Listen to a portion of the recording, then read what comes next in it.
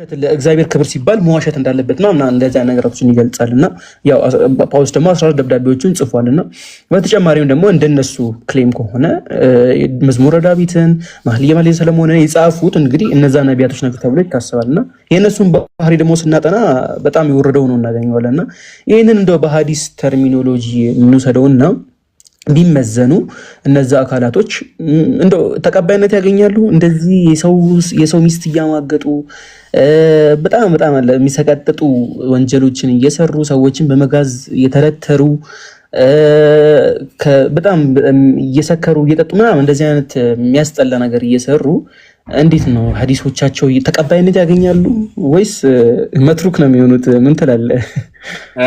አሁንም ዳዊት ለሚሆነው ነብዩ ዳዊት አመጣልኝ። ለምሳሌ ግን እሱን ከመናገራችን በፊት እስቲ አንድ ያቀረቡትን ለምሳሌ የሰሩት አንድ ወንጀል ለምሳሌ እሺ ጳውሎስ ውሸት ብለሃል ሮሚ መልእክቱ ላይ ምዕራፍ 3 ቁጥር 7 አካባቢ ላይ ገልጾታል። እሺ ለምሳሌ ሌላ አንድ ጥቀስልኝ። ለምሳሌ የሰሩት ምን አለ? ነብያት ተብሎ ጸሐፊያን ተብሎ የሰሩት እስቲ ሌላ ምን አለ? የሰሩት ምን ሌላ እስቲ ሌላ ለምሳሌ ዳዊት የሰው ሚስት አማግጧል። የሰው ሚስት አይቶ በሰገነቱ ላይ ሲመላለስ እና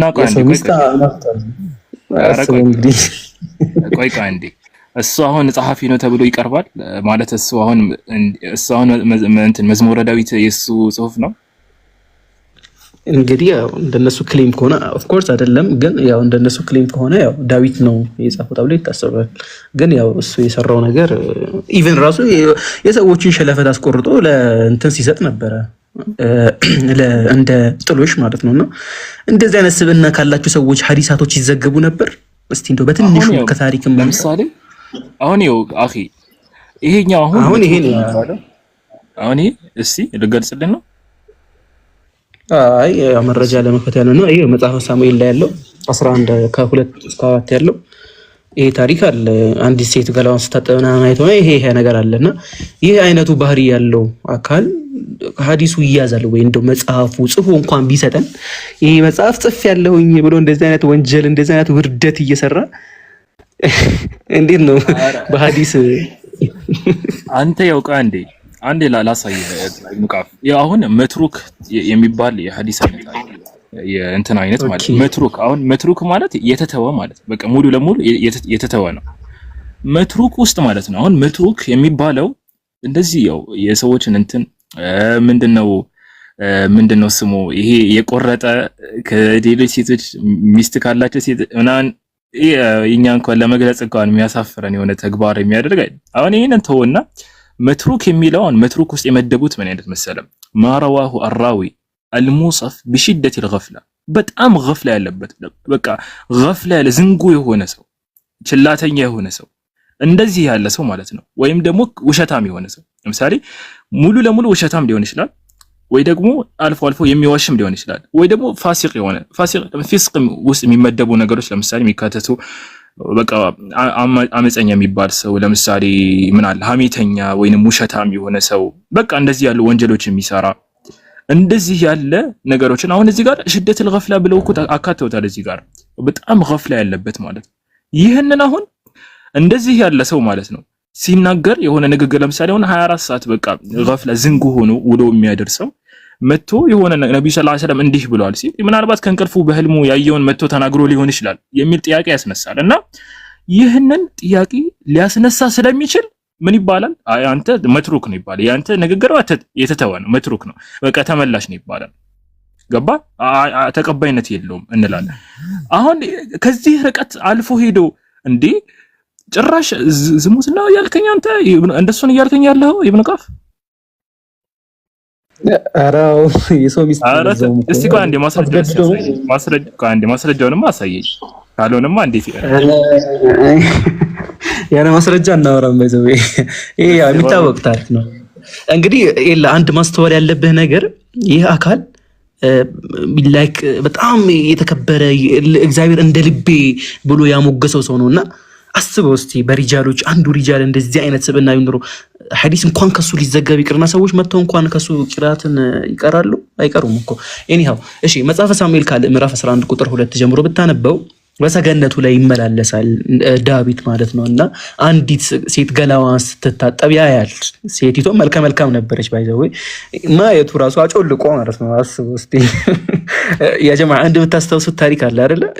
የኢብኑ ማንም የኢማሙ ሻፊዒ ሸከውቱ ኢላ ወኪዒን አን ሱኢ ሒፍዚ ፈአርሸደኒ ኢላ ተርኪል መዓሲ። ሒፍዛቸው ትንሽ እየቀነሰባቸው ሲመጣ ወኪዕ ለሚባለው ሼኻቸው ሄዶ ይህንን ነገር ይነግሯቸዋል። ያ ሼኽ እንደዚህ ሒፍዚ እየተቀነሰብኝ መጣ ሲል ፈአርሸደኒ ኢላ ተርኪል መዓሲ፣ ማዕሲያ እየሰራ ሆነ አቁም ብለው መሩትና የሰሩት ነገር ምንድን ነው ሲባል እንደው መንገድ ላይ እየሄድኩኝ እያለ ንፋስ ገልጦባት አንዲት ሴት ባቷን አስቡት እግሯን ጫፍ ማለት ነው እና በጨረፍታ ሳላስበው አየሁኝ ነው። በቃ ከባድ ወንጀል ብለው ያሰዋት እሷን ነውና አስቡት።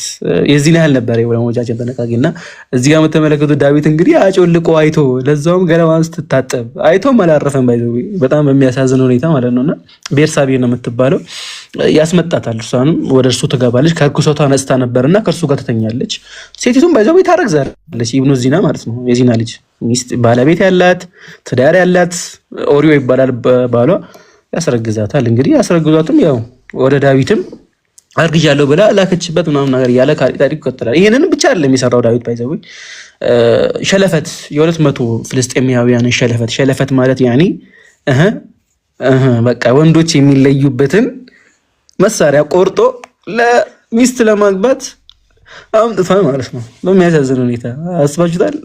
እንዲህ ቆርጦ ለንጉሱ አቅርቧል 200 ሸለፈት። እና እንደዚህ አይነት የወረደ ስብዕና ያላቸው ነቢያቶች መጽሐፍትን ጽፈዋል ወይም ደግሞ የሆነ ነገር ጽፈው ለእናንተ ሰጥተዋል ቢባሉ ይሄ በሐዲስ ተርሚኖሎጂ ቢመጣ እንኳን መትሩክ እንዴት ነው እስቲ እንዲህ መትሩክ በመጣ እንዴ የሆነ ስያሜማ ማውጣት እንዴ መትሩክ እኮ ካለን የሆነ ከፍ አረግ ነው እኮ አንተ ሰይ እንዴ ጭራሽ እንደዚህ መትሩክ እኮ የተባለው እኮ ገፍላው ነው አይደል? ኢላ እንዴ ገፍላ ሊሆን ይችላል። ምናልባት ውሸታም እንኳን በእንብንለው ብንሄድ እንኳን ውሸታም ነው እሺ ብለን መትሩክ ነው ብንል በቃ እሱ ውሸታም ነው ብለን በቃ ንገሩ ተቀባይነት የለም። አንዴ ይሄ እኮ ጭራሽ ሌላ ስቴፕ እኮ ነው።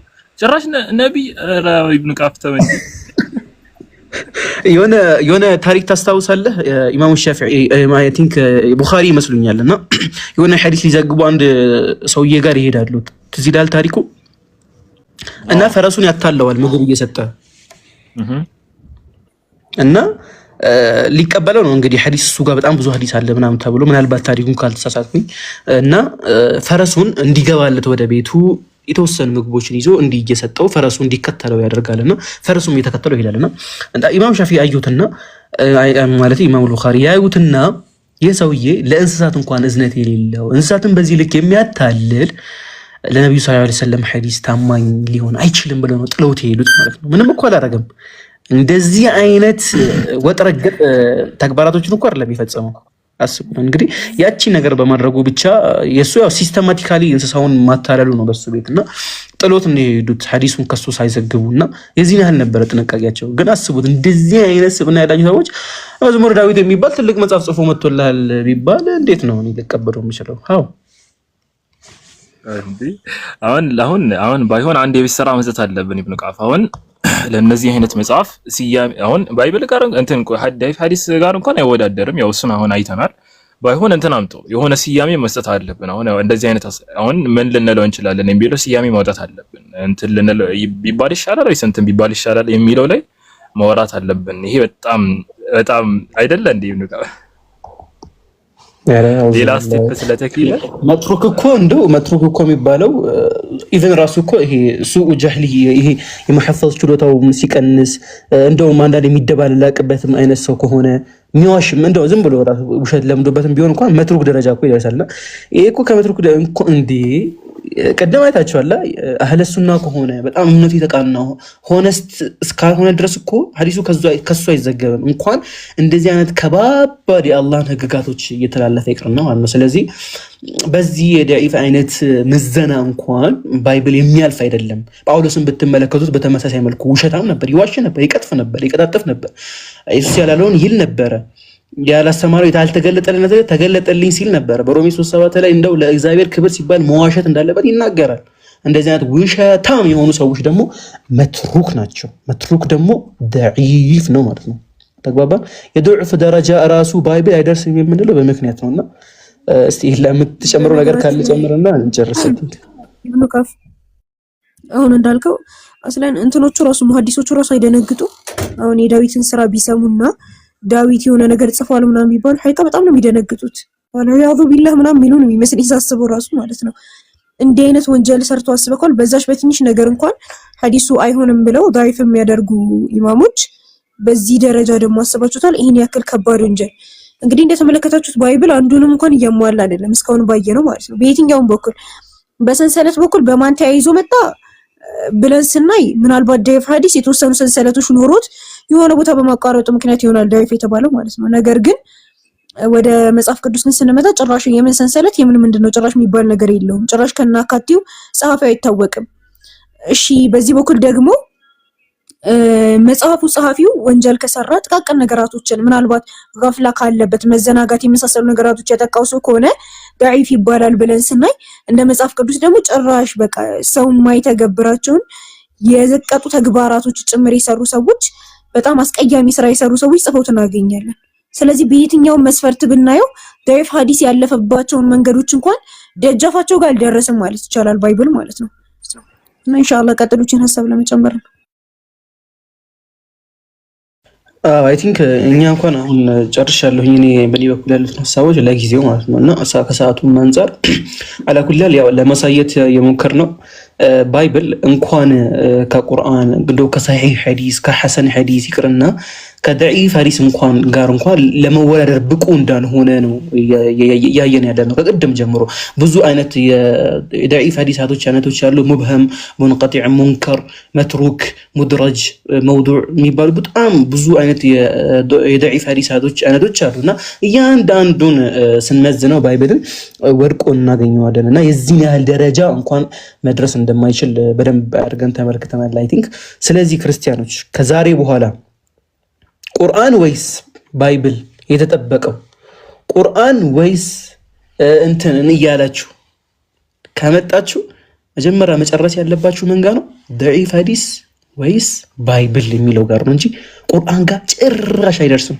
እናንተ የያዛችሁት ክታብ እጃችሁ ላይ ያለው መጽሐፍ ማኑስክሪፕት ጭራሽ ሊወዳደር የማይችል ነገር ነው ማለት ነው። ከዛሬ በኋላ ውይይት ጥሪ ምናምን ስትጠሩ ደዒፍ ሐዲስ ወይስ ባይብል ብላችሁ ነው የምትጠሩት ማለት ነው። እሺ ስትወያዩ ምናምን እንደውም ከመጣ ሐሳብ ሆኖ ከመጣላችሁ በዚህ ወይ ነው እንጂ ከሰሒህ ሐዲሳቶች ጋር ቁርአን ጋር ጭራሽ በቃ ሊወዳደር አይገባም። እና አይ ቲንክ እኔ በዚሁ ላውቃ።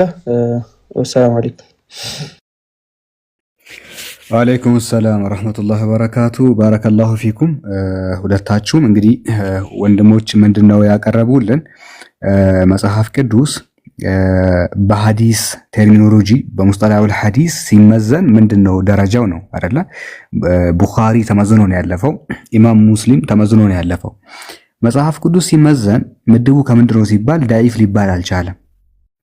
ዳኢፍ የሚባል ደረጃ ሊሰጠው አልቻለም። ከዳኢፍ ሐዲስ በታች ሆኖ የተገኘው። ስለዚህ ዳኢፍ ሐዲስ ወይስ መጽሐፍ ቅዱስ ስንል ኦብቪየስሊ ትልቁን እጅ የሚመዝነው ትልቁን ሚዛን የሚደፋው ዳኢፍ ሐዲስ ነው። እኛ እኮ ዳኢፍ ሐዲስን አንቀበልም አይደለ? የተጣለ ነው ሲጀመር። እንደዛም ሆኖ ግን ከመጽሐፍ ቅዱስ ይበልጣል። ሶ ይሄንን ካየን እኛ ሙስሊሞች ሰነድ ላይ ምን አይነት ጥንቃቄ ነው የምናደርገው፣ ሰነድ እንዴት ነበረ ተጠብቆ የመጣው የሚለውን አይደለም ቁርአንን ሐዲስን ስንቀበል ምን አይነት ጥንቃቄ አድርገንለት እንዳመጣን ወንድም ያህያ አንድ ሁለት ፖይንቶችን ያስቀምጥልናል። ያህያ መቀጠል ትችላለህ። ኦኬ ሰላም አለይኩም ወራህመቱላሂ ወበረካቱ። ኤላን ትልቁ ላይ ያርጉት እስቲ። ኦኬ ቢስሚላህ ሰላቱ ሰላም ዐላ ረሱሊላህ። ወንድሞች እንግዲህ በርካታ ሀሳቦችን አንስተዋል። ቁርአንና ማነው የደዒፍ ሐዲሶች እንዴት ከመጽሐፍ ቅዱስ ጋር ሊወዳደሩ እንደማይችሉ በጣም በሰፊው አንስተውታል። ያው ያልተነሱ ሀሳቦች ሄዱ ማለት ይቻላል። ግን ምናልባት ከሰነድ ጋር በተያያዘ አንዳንድ ነጥቦችን ላንሳና ልዝጋ።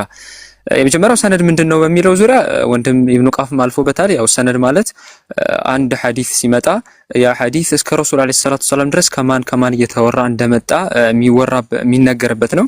ለምሳሌ ሐደሰኒ ያለ ሲመጣ በአንድ ሐዲስ ላይ የዛ ሐዲስ ሰነዱ ማን እንደሆነ እየነገረ ነው ማለት ነው። በጣም የሚገርመው ነገር እንደ እስልምና ሰነዱ ብቻ በቂ አይደለም። አንድ ሐዲስ ላይ ሰነዱ ብቻ ስለመጣልን አንቀበለውም። ነገር ግን ሰነድ ውስጥ ያሉ ሰዎች ስማቸው እነማን ማን ናቸው? እከሌ ማን ነው?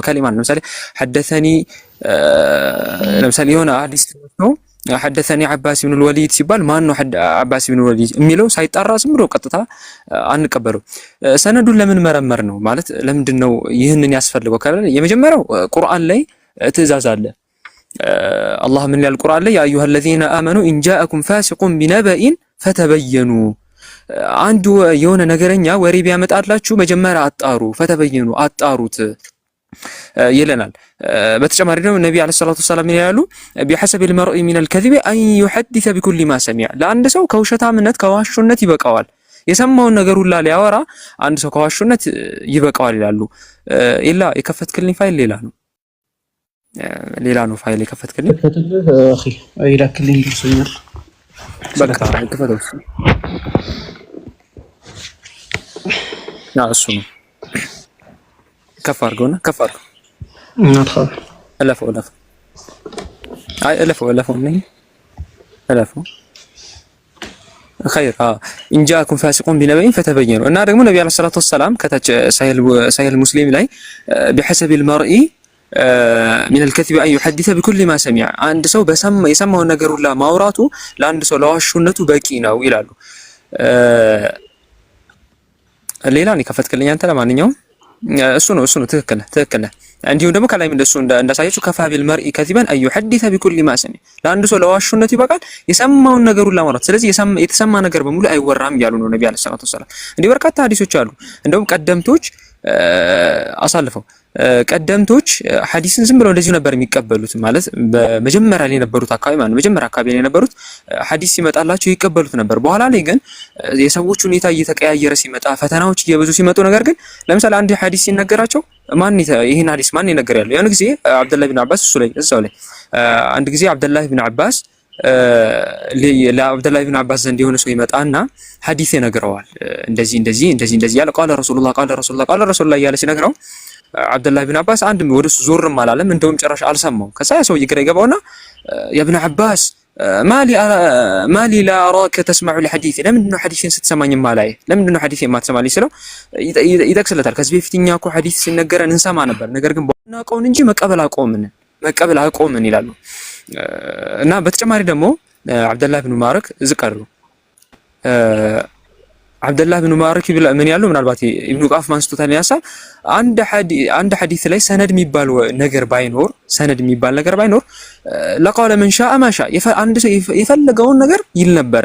መንሻ የፈለገ ሰው የፈለገውን ነገር ይል ነበር ይላሉ። እና እስቲ ቀደምቶች በሰነድ ላይ የነበራቸውን አቋም እስቲ በትንሹ ለመመልከት እንሞክር። የመጀመሪያው ቀደምቶች አንድን ሐዲስ ሲቀበሉ ከሱና ሰው ካልሆነ በስተቀር አይቀበሉም ነበር። የሱና ሰው ካልሆነ የቢድዓ ሰው ከሆነ አይቀበሉትም ነበር በጭራሽ።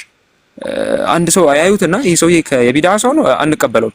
ለዛ ነው ኢብኑ ሲሪን የሚባሉ የአቡ ሁረይራ ደረሳ ነው ይባላል። የአቡ ሁረይራ ተማሪው ነው ይባላል። ከታቢዖች ነው። ለም የኩኑ يسألون عن الإسناد فلما وقعت الفتنة قالوا سموا لنا رجالكم ይላሉ። የሆነ መጀመሪያ አካባቢ ላይ ሰነድ አይጠይቁም ነበር። በኋላ ላይ ግን ሰሙ ለና ሪጃለኩም ማለት ጀመሩ። እስቲ ሪጃሎቻችሁን የእናንተ የዚህ ሰነድ ላይ ያሉ ሰው ወንዶቹን እስቲ ሰይሙልን፣ ማን ማን ናቸው እያሉ መጠየቅ ጀመሩ ማለት ነው። ከዛ ፈዩንዘሩ ኢላ አህሊ ሱነቲ ፈዩኸዙ ሐዲሱ፣ ሰዎቹ አህሉ ሱና መሆናቸው ከታየ ሐዲሳቸው ይወሰዳል። ሰዎቹ ደግሞ የቢድዓ ሰው ከሆኑ ደግሞ ሐዲሳቸውም ተቀባይነት አይኖረውም። ስለዚህ ሰንሰለት መኖሩ ብቻ ነበር፣ የሰዎቹ ማንነትም ደግሞ ይጠራ ነበር። ለውላ የአህሉል ቢድዓ ከሆኑ አይቀበሉም ነበር ማለት። እሺ የሚገርመው ነገር ቀጥሎ ያለው ሐሳብ ነው። ምንድነው? ሰውየው እስቲ የታማኝ ቢሆን ማለት ዋሾ በአንዳንድ ነገሮች የሚጠረጠር ራሱ ባይሆን ራሱ ሐዲሱ ተቀባይነት የማይኖርበት ጊዜ አለ። ምንድነው? ለምሳሌ ሰውየው በሐዲስ ላይ ዕውቀት አለው ወይስ የለውም፣ በዚህ ዘርፍ ላይ በዚህ ፊልድ ላይ ዕውቀት አለው ወይስ የለውም የሚለው ይጣራና ሰውየው ፊልድ እዚህ አካባቢ ላይ ዕውቀት ከሌለው ተቀባይነት አይኖረውም። ለዛ ነው ምናሉ عن ابن أبي زيدان عن أبيه قال أدركت بالمدينة 100 كلهم مأمون، ሁሉም ታማኞች ነበሩ። ما يؤخذ عنهم الحديث ከነሱ ግን ሐዲስን አይወሰድም ነበር። ሐዲስ ከነሱ አይወሰድም ነበር፣ ተቀባይነት የለውም ነበር። ለምንድን ነው? يقال ليس من أهله፣ ምክንያቱም የአህሉ የዚህ ባለቤት ስላሉ ነው። ከታች እንግሊዘኛውን እንትን አድርግልኝ meaning he has no knowledge of this field፣ የዚህ ፊልድ ላይ ዕውቀት አልነበረው። በዚህ ፊልድ ላይ እታች ታዕሊቁ ላይ ማለት ነው እውቀት አልነበረውም። እውቀቱ ስላልነበረው በዚህ ፊልድ ላይ ሐዲሱ ተቀባይነት አላገኘም። በጣም ነው የሚገርመው። ሰዎቹ ታማኝ ሆኖ ራሱ በዚህ ፊልድ ላይ እውቀቱ ስለሌለው ተቀባይነት አልነበረው። ሌላው ደግሞ ሐዲስ ላይ የሚገርማችሁ ነገር እንግዲህ ተቀባይነት ምናምን አይደለ እንደዚህ ይሄን አነሳን አይደለ ሰዎቹ ለወንድሜ ለዘመዴ ምናምን ሐታ ለአባታቸው ወግነው አንድ ሐዲስ ይሄማ ሰሂህ ነው ከአባቴ ስለመጣ አይሉም በጭራሽ። በጣም ታማኝ ናቸው በጣም። ለዛ ነው አንድ ሰው ስለ አብዱላህ አልመዲኒ ሲያወራ فليس أحد من المحدثين يحابي في الحديث أباه አባቱን የሚያሞግስ አላየንም ሐዲስ ላይ ይባሁ ማ ሲባል በሐቅ ላይ ያልሆነን አባቱን ሲያወድስ አላየንም ይላል። ወላ አኻሁ ወንድሙንም ቢሆን ወላ ወለደው ልጁንም ቢሆን ራሱ ሲያወድስ አላየንም እንዴ። وهذا علي ابن عبد الله المديني ራሱ አለ وهو امام الحديث የሐዲስ في عصري በዘመኑ ላይ የሙሐዲሶች ኢማም ነበረ፣ ታላቅ የሐዲስ ሊቅ ነበረ። ነገር ግን لا يروى عنه حرف አንዲትም ሐርፍ ከሱ አልተዘገበም في تقوية ابي አባቱን እሱን ሲያጠነካክር አባቴ ለሐዲስ ይሆናል ብሎ አንድም ጊዜ ሲያወድሱ አልታየም። እንደውም የሚገርማችሁ ነገር በል يروى عنه ضد ذلك የዛ ተቃራኒ ነበር ከሱ የሚዘገበው አባቴ ደካማ ነው ብሎ የሚያሳየው። እታች ላይ ይሁት አንድ ማስረጃ አለው ከኪታቡ አልሙጀሪህ ኪታቡ المجروحين من المحدثين የሚለው ላይ ምን ይላሉ? አብዱላህ አልመዲኒ وقد سئل علي ابن المديني ተጠየቁ ስለ አባታቸው ማለት ከዛ ምን አሉ? ሳሉ غيره ሌላ ሰው ጠየቁ ምን አሉ? ከዛ በኋላ አንተ ነው ምን ጠይቅ ስላሉ ከዛ ثم رفع راسه አንገታቸውን ቀና አደረጉና هذا هو الدين ይሄ ዲን ነው አሉ። ይሄ ዲን ነው አቢ ضعيف አባቴ ደካማ ነው ብለው አባታቸው ከመሆኑ ጋር ነገር ግን ደካማነቱን ተናገሩ። ለዚህ ያሉ ሰለፎች ቀደምቶቻችን ለሐዲስ የዚህን ያልነበረ ትኩረት ሲሰጡ የነበረው ማለት ስለ ወንድማቸው ጀሪር ስለ ወንድሙ ተጠይቆ አይ ወንድሜ በሰዎች ንግግር ላይ ስለሚዋሽ ወንድሜ በሰዎች ንግግር ላይ አነስ የሚባል ወንድም ነበረው ጀሪር ስለሱ ሲጠይቅ ወንድሜ በሰዎች ላይ ስለሚዋሽ ከሱ ሐዲስ አይጻፍም ብሎ ነበር የተናገረው። በጣም ነው ሐዲስን አንዳንድ ጊዜ ضعيف ከሚያደርጉት ነገራቶች አንዳንዱ ሻዝነት ምናምን አሉ ዝቅ አድርገው። ሻዝ ማለት አንድ ሐዲስ በሆነ ዘገባ ይመጣል አይደል? ያ ዘገባ ግን ከሱ የተሻለ ታማኝ የሆነ ሰው ጋር እሱ ጋር ተዘግቦ ከሱ ጋር የሚጋጭ ከሆነ ተቀባይነት አይኖረውም። ሻዝ ይባልና ይጣላል። ከታች ያስቀምጥኩላችሁም ለዛ ነው። ምናልባት ሰዓታችን ከማነሱ የተነሳ አለፍ ልበላቸው እለፈው። ሌላው ደግሞ መጅሁል ሲባል እንደዚሁ ምንድነው? ለምሳሌ የሰውየው ሐሉ ይታወቃል፣ ስሙ ይታወቃል፣ የሆነ የዘገበው ሰውዬ ይታወቃል። ግን ሰውየው ማንነቱ አልታወቀም። ማለት ይሄ ሰውዬ ታማኝ ነው ምንድነው የሚባለው ነገር አልታወቀም። ስለዚህ በዚህ ምክንያት ምን ይሆናል? ሐዲሱ ተቀባይነት ያገኛል? ላ ይጣላል። ሐዲሱ ተቀባይነት ያገኝ ከታች ያስቀምጥኩት ነው። ከፍ በል እሱ ላይ ሐዲሱ ላይ ማለት ነው። ይኸውልህ ለይሰ ቢሸይን አሉ የዚህ ሐዲሱን ሲያስቀምጥ መጅሁሊ ይኸው እንደዚህ ነው። በቃ ተቀባይነት አይኖረውም። ምናልባት ወደ ውስጥ እንዳንገባ ያለችን ሰዓት እንዳይገድበን ብዬ ነው እለፈው። ለምሳሌ አክል አሁን ከታች ያለው እሱ ሐዲስ ላይ ሐዲሱን ከጠቀሰልን በኋላ ነብዩ ሰለላሁ ዐለይሂ ወሰለም ካነ ኢዛ ختم القرآن جمع له ቤተሰቦቻቸውን ይሰበስቡ ነበር ይላል። ከዛ ምን ይላል?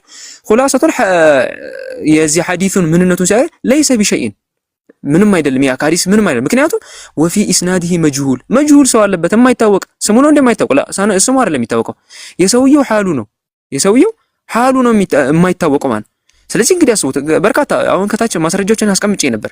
አንዳንድ እንደውም ሰዱቅ ሆኖ ሰውየው ራሱ ስህተት ስለሚያበዛ ብቻ የሚጣልበት ጊዜ ነበር። ከታችኛው ላይ ያለው ሰውየው ሰዱቅ ሆኖ ሰውየው ነገር ግን ከሲሩል ኸጣ ተባለ። በዚህ ምክንያት ይሄ ሰውዬ ከሱ ሐዲስ አይወሰድም። ከሱ የመጣው ሐዲስ እንዲወድቅ ነው የሆነው።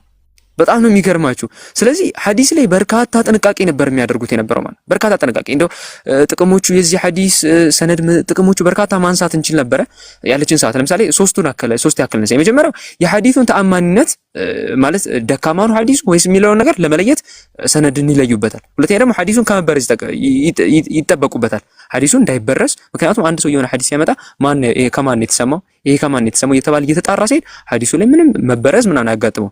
እንግዲህ ወንድሞች እስካሁን ስለ ባይብል በደንብ በሰፊ ነው ያዩት። የሆነ ሰዓት ላይ የሆነ የሰፊ ክፍተት ምናምን ታገኙበታላችሁ ምናምን ሰፊ ዘመናት ልዩነት ምናምን ይገኝበታል። በተለይ ይሄ ብሉይ ኪዳን በጣም ሰፊ ነው። እንደ ሐዲስ ቢመጣ እኮ ወላሂ ተቀባይነት አይኖረውም። አንድ ሰው መጥቶ ለምሳሌ ቁርአንን በአረብኛ ይዞ ማነው መጽሐፍ ቅዱስን በአረብኛ ይዞ መጥቶ ወንድም እስቲ ይሄን እስቲ ይሄ ከእንደዚህ ችግር ግን አለበት ምናምን ቢለኝ የሐዲስ መስፈርት ምናምን አስቀምጦ እንደዚህ የሚነግረኝ በሐዲስ መስፈርት ምናምን ካየሁት ማለት አዝላው ዙር ነው የምለው። ተቀባይነት የለውም። ይሄ ምንም ተቀባይነት አይኖረውም እንዴ። ምክንያቱም እንዴት የሰፊ የዚህን ያህል ዘመን ትለኛለህ እንዴ? እንኳን ይሄ አይደለም መሀል ላይ ስሙ ታውቁ የአባቱ ስም ታውቁ ምናምን ምንነቱ ካልታወቀ ምንም ጥቅም የለውም። እጥለዋለሁ እያልኩኝ ሐዲስ ላይ የሆነ ጽሑፍ አምጥቶ የሰፊ የዘመን ልዩነት አለበት እና የሚለኝ ምንም አልጠቀምበትም።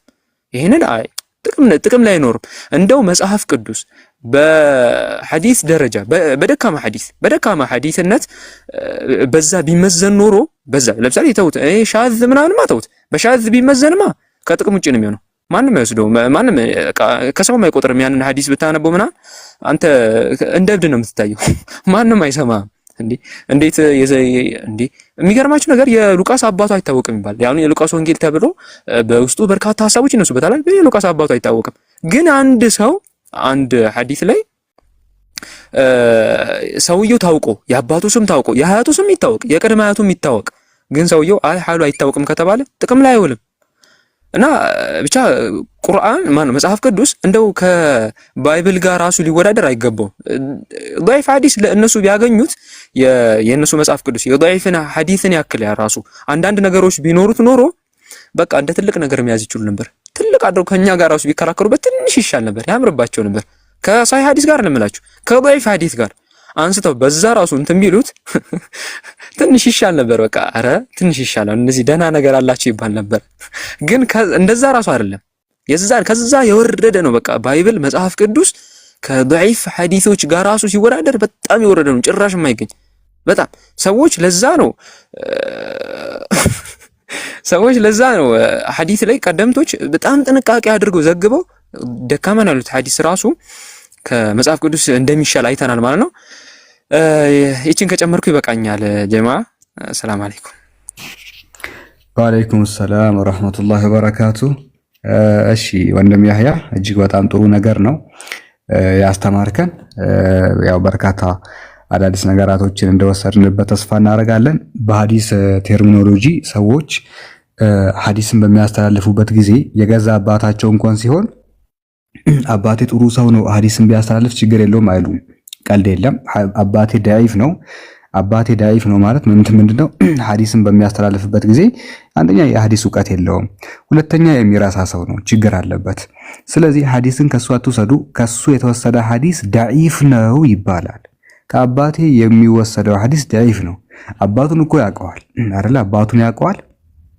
ሁሉ ነገር ከየት እንደሆነ ስሙ ይታወቃል፣ ዘሩ ይታወቃል፣ ሁሉ ነገሩ ታውቆ ግን ደካማ ስለሆነ አባቴ ዳኢፍ ነው ሐዲስ ከሱ አትውሰዱ፣ ጥንቃቄ አድርጉበት ይባላል። ወንድሜ ዳኢፍ ነው፣ አጎቴ ዳኢፍ ነው፣ ኢቭን ልጅ እንኳን ሲሆን ልጄ ዳኢፍ ነው ይባላል። እየታወቁ ዘር ማንዘርታቸው እየታወቀ ግን ዳኢፍ ነው ይባላል። ወደ መጽሐፍ ቅዱስ ስንመጣ መጽሐፍ ቅዱስ ኦርቶዶክሱም ጴንጤዎችም ካቶሊካውያኑም ተስማምተው በርካታ የብሉይ ኪዳንም ሆነ የአዲስ ኪዳን መጽሐፍት ጸሐፊያን አይታወቁም ብለዋል። ማን እንደሆነ እኛ ጭራሽ ነው ማናቃቸው ብለዋል። ታዲያ ዘራቸው ማንዘርታቸው ታውቆ ዳኢፍ የሆነው ሐዲስ አለ። ጭራሽ ደግሞ ከየት እንደመጣ ማይታወቅ የመጽሐፍ ቅዱስ ጸሐፊያን የመጽሐፍ ቅዱስ መጽሐፍቶች አሉ። ታዲያ ከሁለቱ የቱ ነው የሚበልጠው ነው? ዳኢፍ ሐዲሱ ማንነታቸው ታውቆ ዳኢፍ ተብሏል። መጽሐፍ ቅዱስ ደግሞ ጭራሽ አልታወቀም። እኛም ማንነቱን እያወቅን ዳኢፍ ያልነው፣ እናንተ ማንነታቸውን ሳታውቁ እንዴት ነው መጽሐፉን የተቀበላችሁት? እኛ እኮ እያወቅናቸው ራሱ ሰዎቹ ችግር ካለባቸው ጥለነዋል መጽሐፉን። እናንተ ግን ያልጣላችሁት መጽሐፍ ቅዱሳችሁ ጭራሽ ማን እንደሆነ አይታወቅም። ስለዚህ በሚዛኑ መሰረት መጽሐፍ ቅዱሳችሁ የዳኢፍ ሐዲስ ደረጃ እንኳን የለውም ነው እያልናችሁ ያለ ነው። ቀጣይ ደግሞ እህት ጀስሚን ምንድነው የምታቀርብልን? እንግዲህ ብዙ ነገራቶች አይተናል። መጽሐፍ ቅዱስ ካለባቸው በጣም ብዙ ችግሮች መካከል አንዱ የሆነው የእርስ በርስ ግጭቶች ነው። የእርስ በርስ ግጭቶች ወዴት ነው የሚያመሩት የሚለውን በኋላ እኔ እሄድበታለሁ። ጀስሚን መቀጠል ትችላለሽ። ሰላም አለይኩም ወራህመቱላሂ ወበረካቱ። ወአለይኩም ሰላም ወራህመቱላህ። እንዴት ናችሁ ያ ጀማዓ? ያው የማያልቀው የባይብል ግጭት ሳይሆን ፍጭቶችን ከኔ ጋር የተወሰነ እንመልከት። ባይብል ላይ ብዙ ግጭቶች እንዳሉ እኔ በዋነኝነት ሜቢ ሌሎቹ ከሚያነሷቸው የተለየ ብዬ የማስበውን የተወሰኑ ፍጭቶችን እናያለን ማለት ነው። ከነዛ መካከል ለምሳሌ ኢየሱስ ክርስቶስ በሚወለድበት ጊዜ በዛን ጊዜ የነበረው ንጉስ ሄሮዳስ ሊገለው ፈልጎ ነበርና ሰው እንትን ይመጣለታል መለኮተ ግልጠትና ኢየሱስ ክርስቶስን ይዞ ከዛ እንዲወጣ እንግዲህ ስናነበው የማቴዎስ ወንጌል ምዕራፍ 2 ከ17 ጀምረን ስናነበው ያንን ጊዜም በነቢዩ በኤርሚያስ ድምጽ በራማ ተሰማ፣ ለቅሶም ብዙ ዋይታ፣ ራሔልም ስለ ልጆቿ አለቀሰች፣ መጽናናትንም አልወደደችም፣ የሉምና የተባለውም ተፈጸመ ይላል። ከዛ 19 ላይ ወርደን ስናየው ምን ይላል? ሄሮዳስም ከሞተ በኋላ እነሆ የጌታ መላእክት በግብጽ ለዮሴፍም በህልም ታየው። ማን ከሞተ በኋላ? ሄሮዳስ። ኢየሱስ ክርስቶስን ሊገለው የነበረው ሄሮዳስ ምን ብሏል? ሞቷል ማለት ነው። እሺ በግልጽ ስለዚህ በህልምም ታየው። ሕፃኑንም ነፍስ የፈለጉት ሞተዋልና ተነሳ፣ ሕፃኑም እናቱን ይዘህ ወደ እስራኤል ሀገር ሂድ አለው። ማን ስለሞተ? ሄሮዳስ። እርሱም ተነስቶ ሕፃኑንና እናቱን ያዘና ወደ እስራኤል ሀገር ገባ አለ። እዚህ ጋር ፖይንታችንን ስንጨርሰው ምንድነው? ሄሮዳስን ሊገል የነበረው ንጉስ ሞቷል። ኢየሱስ ክርስቶስን ሊገል የነበረው ንጉስ ሄሮዳስ ማለት ነው። ከዛ ደግሞ የሉቃስ ወንጌል ደግሞ ይመጣና ምን ይለናል? ስለዚህም ህዝቡ በብዙ ሌላ ምስክር እየመከራቸው ወንጌልን ይሰብክላቸው ነበረ። የአራተኛ ክፍል ገዢ የሆነው ማን? ሄሮዳስ ግን ስለ ሄሮዳስ ስለ ወንድሙ ስለ ፊልጶስና ሚስቱ ሄሮዳስ ስላደረገው ሌላ ክፋት ሁሉ ዮሐንስን ገሰጸው። ይህ ደግሞ ከሁሉም በላይ ጨምሮ ዮሐንስን በወህኒ ያስገባው። አሁን የኔ ጥያቄ የሆነው ሄሮዳስ ታይም ትራቨል አድርጎ ነው? ከሞት ተነስቶ ነው እንደ ኢየሱስ ክርስቶስ? ኦር ደግሞ የምር እነዚህ ሰዎች በመንፈስ ቅዱስ ተመርተው ነው ይሄንን የጻፉት? ላይክ የሞተው ሰው ተነስቶ መጽሐፍ ቅዱስን ጻፈ ትሉናላችሁ? ይሻልን የሞተው ሰውዬ ተነስቶ ነው ወህኒ ቤት ያስገባው? እሺ ወደ ሁለተኛው ፍጭት ደግሞ ስንሄድ ምንድነው? የዮሐንስ ወንጌል ላይ ኢየሱስ ክርስቶስ ነው የሚናገረው። ኢየሱስ ክርስቶስ ሲናገር ምን ይላል? እኔ ግን ከዮሐንስ ምስክር የሚበልጥ ምስክር አለኝ አለ። አብም ፈጽሞ የሰጠኝ ስራ ይህንን የማደርገው ስራ አብ እንደላከኝ ስለኔ ይመሰክራል አለ። ቀጠለና የላከኝን አብ አለ እርሱ ስለኔ መስክሯል። ድምፁንም ከቶ አልሰማችሁም፣ መልኩንም አላያችሁም አለ። ይህን የሚናገረው ማን ነው? ኢየሱስ ክርስቶስ። ምን አለ? ድምፁንም ከቶ አልሰማችሁም፣ መልኩንም አላያችሁም አለ። ኦኬ በቃ ኢየሱስ ክርስቶስ ልክ ነው። ድምፁንም የሰማ የለም ከቶም አላየውም። ከዛ ወረድ ይልና ተወዳጅ የሆነው ሉቃስ ይመጣና ምን ይላል? ህዝቡም ሁሉ ከተጠመቁ በኋላ ኢየሱስ ደግሞ ተጠመቀ። ሲጸልይም ሰማይ ተከፈተ፣ መንፈስ ቅዱስም በአካል መልክ እንደ እርግብ በእርሱ ላይ ወረደ። የምወድህ ልጄ አንተ ነህ። ተናጋሪው ማን ነው? አብ። በአንተ ደስ ይለኛል የሚል ድምፅ ከሰማይ መጣ። ማለት ጸሐፊው ሉቃስ ነው የዋሸው ወይስ ኢየሱስ ክርስቶስ ዋሽቷል? አልገባንም።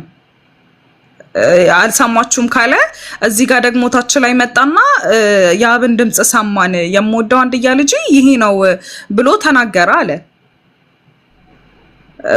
ማለት እዚህ ጋር ተናጋሪው ማን ነው? አብ ከሆነ ደግሞ ድምፁን አልሰማችሁም ተብሏል ነው ወይስ? አይ ቲንክ ይመስለኛል እንትን ወይ የተነጋገሩ አይጽፉትም ይሆናል። እስቲ ተነጋግረው ምናምን ቢጽፉት ኖሮ እንደዚህ አይነት ግጭትና ፍጭት አይኖረውም ነበረ። አንደኛ ይመጣና የአብን ድምፅ ከቶ አልሰማችሁም ብሎ ሲለን ኢየሱስ ክርስቶስ ሌሎቹ የወንጌል ጸሐፊያን ደግሞ ይመጡና ኧረ እንዴ አብ እኮ የምወደው አንድያ ልጄ ነው ብሎ ተናግሯል እያሉ ይነግሩናል። በጣም ደስ የሚለኝ ሌላኛው ደግሞ የማቴዎስ ወንጌልን እንመልከት። የማቴዎስ ወንጌል 27 ከቁጥር 4 ጀምሮ ስናነበው ይህ ስለማን ነው የሚያወራው? ስለ አይሁዳ። አይሁዳ አሳልፎ ስለሰጠው ኢየሱስ ክርስቶስን አሳልፎ ስለሰጠው አይሁዳ ማለት ነው። ንጹሕም ደም አሳልፌ በመስጠቴ በድያለሁ አለ። እርሱ ግን እኛስ ምን አድርጎናል? አንተ ተጠንቀቅ አሉት። ብሩንም በቤተ መቅደስ ምን ብሎ ሄደ? ጥሎ ሄደና ታንቆ ሞተ። እሱ ይመስለኛል። እዚህ ጋር ደግሞ የሐዋርያት ስራ ላይ ደግሞ የጻፈልን ሰውዬ ምን ይለኛል? ከኛም ጋር ተቆጥሮ ነበርና ስለዚህም አገልግሎቱን ታድሎ ነበር። ይህም ሰው በአመፀ ዋጋ ምን አደረገ? መሬት ገዛ።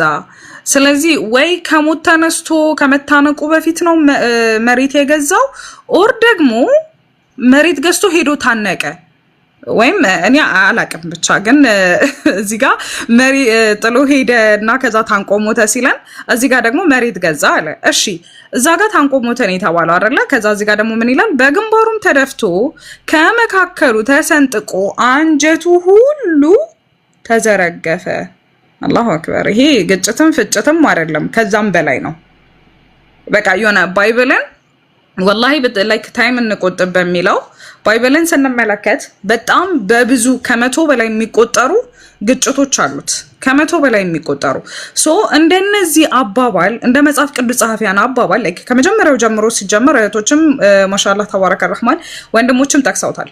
ባይብል አብዛኞቹ የሙሴ ጸሐፊ ይባላል። የሙሴ ጸሐፊ ጭራሽ ሙሴ እንዳልጻፈው ሙሴ ሞተ ይለንና ከዛ በኋላ ግን ታሪኩ ስቲል ይቀጥላል። የምራችሁን ነው? ላይክ ሁሌ እንደምንለው ታይም ትራቨል እያደረጉ ነው ወይስ እንደ ኢየሱስ ክርስቶስ ሞት እንድላርገው ተነስተው ነው እየጻፉ ያሉት? ጸሐፊው አይታወቅም እየተባለ ትመጡና ነው የጻፈው እኮ ሙሴ ነው ብላችሁ ትገግማላችሁ። አረ እዚህ ቦታ ላይ ነው እሱን መጻፍማ ሙስሊሞች ናቸው የጻፉት ትሉናላችሁ። ታዲያ እሺ መጽሐፍ ቅዱስ የምር የተጻፈው እንደናንተ አባባል መጽሐፍ ቅዱስ የተጻፈው በመንፈስ ቅዱስ ተገልጦላችሁ ደግሞ መንፈስ ቅዱስ ተመርታችሁ ከሆነ የጻፋችሁት መንፈስ ቅዱስ ይሳሳታል እንዴ? አይ በቃ ማለት እንግዲህ ይሄ ግልጠተ መለኮት ከነበረው ደግሞ መንፈስ ቅዱስ ተገልጦላችሁ ከነበረ መንፈስ ቅዱስ ተሳስቷል ማለት ነው። በቃ መንፈስ ቅዱስ ራሱ ለእናንተ የሚያስተላልፍላችሁ ወይም አንዳችሁ ጋር የሚመጣው መንፈስ ቅዱስና ሌላኛቸው ጋር የሚመጣው መንፈስ ቅዱስ በጣም የተለያየ ስለሆነ የተጋጨና የተፋጨ ነገር ነው። ስለዚህ መጽሐፍ ቅዱሱ አንዱ ከአንዱ አንደኛው 1000 ሰው አለ ሲል ሁለተኛው ጋይድና 800 ነው ሰው ያለ ይለናል። አንደኛው መሬት ላይ ተዘርግፎ ሆዱ ምናምን ነገር ሲል አንደኛው ይመጣና ነው ታንቆ ነው የሞተ ይለናል። መጽሐፍ ቅዱስ የኢየሱስ የአምላክ ቃል ከነበረ መጽሐፍ ቅዱስን የጻፉት ጸሐፊያኖች የእውነት በመንፈስ ቅዱስ ተሞልተው ከነበረ የጻፉት እነዚህ ሁሉ ግጭትና ፍጭቶች ለምን መጡ? የአምላክ ቃል ከነበሩ በመንፈስ ቅዱስ ተመርተው ከነበረ የጻፉት እነዚህ ሁሉ ግጭቶች ምንድናቸው? ኢቭን ባይብል ላይ እኮ ግጭት አለ ብለን ስንላቸው የነሱ መልስ ምንድነው የሚሆነው? አይ ነው የቁጥር ከሆነ ችግር የለውም ጸሐፊዎች ስለሚለያዩ ነው። እውነታችሁን ነው። መች ኢቭን ቁጥርስ ቢሆን ቀልድ ነው እንዴ? የተያዘው እኮ አንድ ድርሰት መጽሐፍ አይደለም፣ ወይም ደግሞ የልቦለድ ታሪክ አይደለም ጽፋችሁ ያመጣችሁት። የአምላክ ቃል ብላችሁ ልታስተምሩን የአምላክ ቃል ብላችሁ ይህ መመሪያ ነው ብላችሁ የያዛችሁት መጽሐፍ ነው አይደለ? የቁጥርስ ቢሆን ኢቭን የስምስ ቢሆን የሞተን ሰው ሞተ የሚባለውን ሰው ተነስቶ እስር ቤት አስገባ እያለ አይ ኖ አይደለም አልተሳሳተም ትሉናላችሁ። ስለዚህ ወጣም ወረደ አዘለም አቀፈ በግራም ነፈሰ በቀኝ ባይብል ይጋጫል አይደለም ይፋጫል። በቃ ከሚባለው በላይ የአምላክ ቃል አይደለም። ይሄ በመንፈስ ቅዱስም ቢሆን ተመርቶ የጻፉት ቃል አይደለም። ዛሬም ነገም እንደምንለው በጣም ጀነት በጣም ሰፊ ናትና ኑ አብረን ጀነት እንግባ። በቃ መፋለስ የሌለበትን መጋጨት የሌለበትን እስልምና ኑ ተቀላቀሉ። ቁርአንን አንብቡት፣ ሰላም ታገኛላችሁ። ስለዚህ ባይብል አይጋጭም ብላችሁ የምትሉ ከሆነ በሚሊዮን የሚቆጠሩ ጥቅሶች አሉ። ሰዓት ለመቆጠብ እነዚህ ጥቅሶች ከበቂ በላይ ናቸው። ካበዛውባቸው አፉ በሉኝ። ወሰላሙ አለይኩም ወራህመቱላሂ ወበረካቱ። ሰለላሁ ዐለይሂ ነቢ። አለይኩም ሰላም ወራህመቱላሂ ወበረካቱ። ሰለላሁ ዐለይሂ ወሰለም። እሺ ጥሩ ፖይንቶችን ነው እህታችን ጃስሚን ያነሳችው። እንግዲህ እንደሰማችሁት የመጽሐፍ ቅዱስ ኮንትራዲክሽን መጽሐፉ እንዳይታመን ከሚያረጉ ነጥቦች መካከል አንዱ ነው። መጽሐፍ ቅዱስ ይጋጫል ስንል በነገራችን ላይ ለነፍስ ነው የሚፈላለገው። ለነፍስ ግጭታቸው ኦቨር ሄዶ ሰዎቹ ሊገዳደሉ ነው የሚፈላለጉት እና እንደዚህ አይነት መጽሐፍ እንዴት ነው ተአማኒ ሊሆን የሚችለው? በምንም አይነት ተአምር መጽሐፉ የአምላክ ቃል እኮ ቀርቷል። ይሄ እንትን ነው ሌላ ታሪክ ከዛ ደረጃ ወርዷል። ኦኬ ከአምላክ ደረጃ ወርዶ ታች ሆኖ ጭራሽ ደግሞ የሚታመንም አይደለም ነው። ለምሳሌ አንድ ነገር ልንገራችሁ። የአምላክ ቃልነቱ ቀርቶበት የታሪክ መጽሐፍ ቢሆን የታሪክ መጽሐፍነቱ ራሱ ትክክል አይደለም ነው ያለ ነው እንጂ የአምላክ ቃል ነው አይደለም ያወራ። ጭራሽ ከዛ ደረጃ ወርዶ ተራ መጽሐፍ እንኳን ቢሆን ይሄ በተራነቱ እውነት ነው ወይስ አይደለም ነው። ለምሳሌ አንድ ዓለማዊ መጽሐፍ አለ ገበያ ሄዳችሁ መገዙት አይደለ? የማትስ መጽሐፍ ሊሆን ይችላል፣ ጂኦግራፊ ሊሆን ይችላል። መጽሐፉ የአምላክ ቃል አይደለም፣ ግልጽ ነው። ጂኦግራፊ መጽሐፍ ነው፣ ግን ልክ ነው ወይስ አይደለም የሚል ነገር ይታያል። ልክ ከሆነ ልክ፣ ልክ ካልሆነ ልክ አይደለም። አይታችኋል። መጽሐፍ ቅዱስም የአምላክ ቃልነቱ ቀርቶበት ልክ ነው ወይስ አይደለም ብለን ስንመዝነው ልክ ሳይሆን ቀርተዋል። የሆነ እንጋጭ ብሎ የተነሱ ነው የሚመስለው። ኢንቴንሽናሊ ሆን ብለው መጽሐፍቶቻቸውን ሊያፋጩ የጻፉ ነው የሚመስለው። ድንገት የተጋጩ አይደለም እኮ የሚመስለው። ሆን ብለው ለምን እናጋጨውም ብለው የተነሱ ነው የሚመስለው። ለምን እናፋጫቸው ነገራቶች እነዛ የሚመስሉት እና ይሄ ነው ከሐዲስ ጋር የሚፎካከረው። ጭራሽ ዳይፍ ሐዲስ እኮ እኛ ዳይፍ ሐዲስ የለን። የኛ ዳይፍ ሐዲስ እኮ ጥንቃቄ አለው። እኛ መጽሐፍቶቻችን ዳይፍ ሆነው ጥንቃቄ ተደርጎላቸዋል። ዳይፍ ራሱ የሆነ መጽሐፉ ጥንቃቄ አለው። ዳይፍ ሐዲስ እንኳን ይሄ እንዴት ነው ዳይፍ ሊባል የሚችለው? ይሄ እንዴት ነው ዳይፍ የሚባለው እንዴ? ጭራሽ እኮ ነው የማይመጣው። ባይሆን መውዱዕ ሐዲስ አላህ ምስክሬ ነው ከመውዱዕ ሐዲስ ጋር ቆይ መውዱዕ ለምን መባል እንደማይችል አንድ ምሳሌ ልስጣችሁ። እስቲ ማን ነው ካሜራ ሊከፍትልኝ የሚችለው ከናንተ ውስጥ?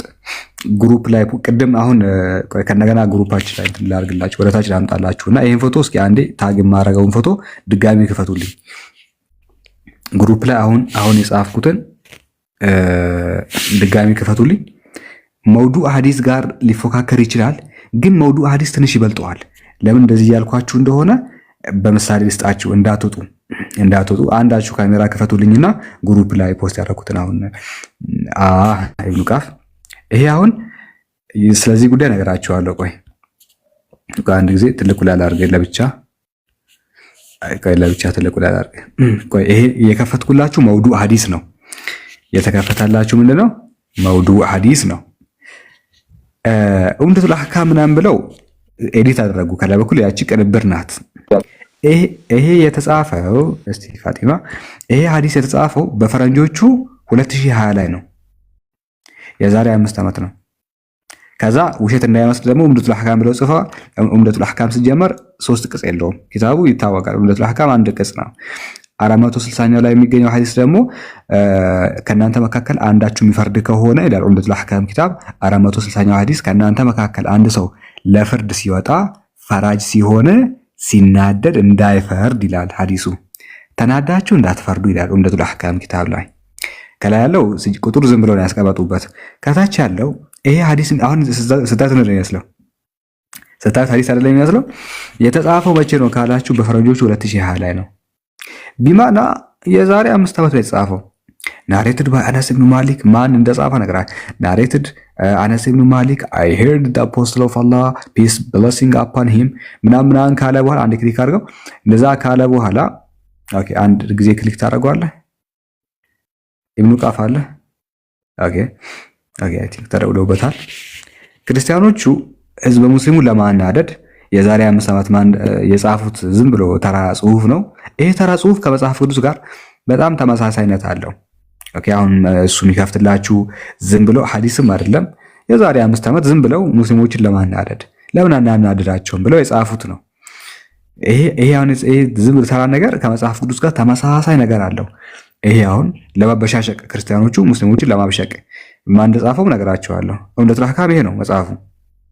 ግን 460ኛው ሐዲስ ስትከፍቱ አንደኛ መጽሐፉ አንድ ነው። ሹፉ አንድ መጽሐፍ ነው። አይታችኋል። ኡምደቱል አህካም ሲጀመር ኪታቧም አንድ ኪታብ ናት። ይኸው እዚህ ጋር ያለችው እነሱ ግን አያውቁም። 3ኛ ምናምን ብለው ጻፉ። ማስረጃ ምናምን ብለው ማለት ነው። ከላይ ኡምደቱል አህካም ቮሊዩም 3 ይላል። ከየት መጥቶ ቮሊዩም 3 ይላሉ። አይታችኋል። ቅንብር እኮ ነው። ቮሊዩም 3 የሚባል ነገር የለም ኡምደቱል አህካም ጋር። 460ኛው ሐዲስ ምንድነው የሚለው? ከእናንተ መካከል አንድ ሰው ሲፈርድ ከተናደደ እንዳይፈርድ ተናዳችሁ በትክክል ላትፈርዱ ትችላላችሁ አለ ዑምደቱል አሕካም 460ኛው። እነሱ ምንድነው ያደረጉት? ናሬትድ ባይ አነስ ኢብኑ ማሊክ እንዲህ አለ I heard the apostle of Allah said የአላህ መልእክተኛ እንዲህ አሉ እዛ ሴድ አላህ ወሳታን አላህ ሰይጣን ነው። አሁን እነዚህ ሙስሊሞች ለማናደድ እኮ ሐዲሱ እንደዛ አይልም። ሙስሊሞች ለማናደድ ይሄን ጻፉ። የጻፈው ማን ነው ብላችሁ ከጠየቃችሁኝ አንድ መላቅጡ የጠፋው የኦርቶዶክስ ዲያቆን ዮሴፍ የሚባል ልጅ ነው። ያ ቃል ምናልባት እየሰማኝ ከሆነ ዮሴፍ አንተ ራስህ እየሰማ ከሆነ ዮሴፍ ነው ይሄን የጻፈው። ቴሌግራም ላይ ኡስታዝ ዮሴፍ ነው ኡስታዝ ዮሴፍ ይባላል ብሎ ነው እንትን የሚያደርገው ዲያቆን ነው ልጁ። ይሄንን ጽፏል። አንድ ተጨማሪ የጻፈው ሐዲስም አለው። ሁለት ሐዲስ ነው የጻፈው። ሁለት ታዋቂ ሐዲስ ጽፏል። አንደኛው ይሄ ነው ለማበሻሸቅ ለሰውን ለማናደድ የጻፈው ነው። ይሄኛውና አንድ ተጨማሪ የጻፈው ሐዲስ አለ። ስሙ ዮሴፍ ነው። ዲያቆን ነገር ነው። ኦርቶዶክስ ነው ልጁ። ክርስቲያኖች ከነዘር ማንዘርቱ ያውቁታል። አባቱን ያውቁታል። የሰሙን ምናምን ያውቁታል። ኡስታዝ ዮሴፍ የሚባል ነው። እዚህ ሚዲያ ላይ አለ። ይሄ አሁን ተራ ጽሁፍ ከመጽሐፍ ቅዱስ ለምን እንደሚበልጥ ልንገራችሁ። አሁን ይሄ ዳዒፍ ሐዲስ እኮ አይደለም፣ መውዱዕም አይደለም። ዝም ብሎ እዚሁ ለብሽ የተጻፈች ጽሁፍ ናት። እቺ ጽሁፍ ግን ከመጽሐፍ ቅዱስ የተሻለ ምን አላት? ተአማኒነት ሊኖራት ይችላል። ለምን ካላችሁ ይሄን የጻፈው ማን ነው ከተባለ ዮሴፍ የሚባል ነው። አትሊስት ተቀባይነት እንኳን ባይኖረው ለብሽሽቅ የተጻፈ ቢሆንም ማንነቱ ይታወቃል። ዮሴፍ ነው፣ ዲያቆን ነው። ኦኬ፣ የአባቱን ስም ክርስቲያኖች ያውቁታል። ደስት ባስገባችሁ የቴሌግራም ላይ ያላችሁ ልጆች ታውቁታላችሁ። ኡስታዝ ዮሴፍ ነኝ የሚለው ልጅ እናንተ ቢያንስ ዘሩን ታውቃላችሁ። ቢያንስ ጓደኛችሁ ነው። ከየት እንደሆነ ታውቃላችሁ። መጽሐፍ ቅዱስን ታውቃላችሁ። የዕብራውያን ደብዳቤ ማን እንደጻፈ ታውቃላችሁ። አላህ ምስክሬ ነው። የዕብራውያን ደብዳቤ እኔ $1000 ብቀጣላችሁ አታመጡትም። $1000 እዚሁ ላይቭ ላይ አታመጡም። ይህችን ሐዲስ የምትመስለውን ብሽሽቅ የጻፋት ግን ማን እንደሆነች ታውቃላችሁ። ዮሴፍ ጓደኛችሁ ነው። የዕብራውያን ደብዳቤ ማን እንደጻፈው ግን ሞታችሁ ከሙታን በኩል ተቀብራችሁ ብትነሱ የዕብራውያን ደብዳቤ ማን እንደጻፈ ከነገራችሁ $1000 እቀጣለሁ። እዚሁ ላይቭ ላይ ነው የምላችሁ። እዚሁ ላይቭ ላይ አይታችሁ፣ እዚሁ ላይቭ ላይ የዕብራውያን ደብዳቤ ማን እንደጻፈ አታውቁም። ይሄንን የብሽሽቅ ሐዲስ የሚመስለው ነገር የጻፈው ዮሴፍ እንደሆነ ታውቃላችሁ፣ የእናንተ ጓደኛ። እቺ ጽሁፍ መጽሐፍ ቅዱስ ነው ካላችሁ ጽሁፍ የበለጠ ተአማኒነት አላት። ኦኬ፣ እዚህ ጉግል ላይ አማርኛ አስገባ፣ በጉግል አማርኛ መጣ፣ አረብኛውን አመጣ፣ በጉግል እንግሊዘኛ ወደ ልጁ አረብኛ እንግሊዝኛ አይችልም። ስለዚህ አማርኛውን ተሳድቦ ጻፈ። ከዛ ምንድን ያደረገው ጉግል ላይ አስቀመጠ፣ አረብኛ አመጣለት። ከዛ ጉግል ላይ አስቀመጠ፣ እንግሊዝኛ አመጣለት። ሐዲስ አስመስሎ ጻፈ።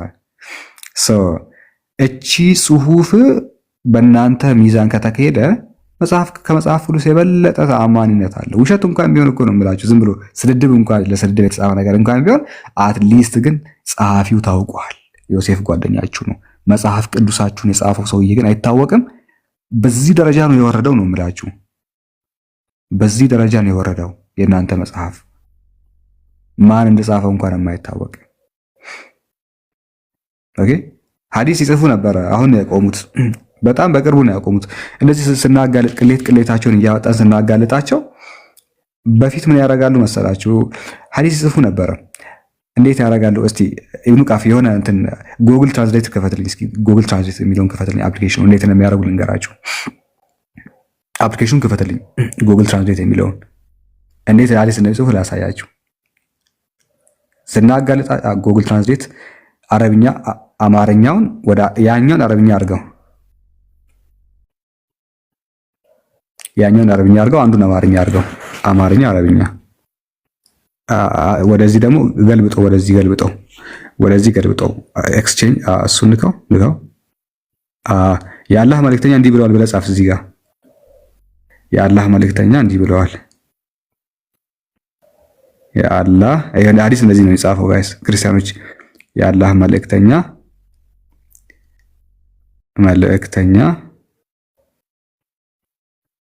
እንደዚህ ብለዋል። እንደዚህ ነው ሐዲስ የሚጻፈው። ክርስቲያኖች 2020 ላይ ሙዳቸው የነበረችው እቺ ናት። እንደዚህ ብለዋል። እስቲ ከዛ ላንብበው አረብኛ ላንብበው።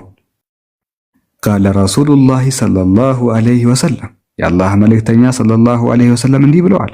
አሁን እቺን ከዛ በኋላ ስድብ ነው የሚጽፉት። ከዚህ በኋላ ስድብ ነው የሚጽፉት፣ ወለዛ ብልግና ነገር ነው የሚጽፉት። አላህ ምስክር እንደዛ ነው ያደረገው። የቀደሙት እንደዛ ያደረገ እቺ ጻፈና ከዛ በኋላ ብልግናውን መጻፍ ጀመረ።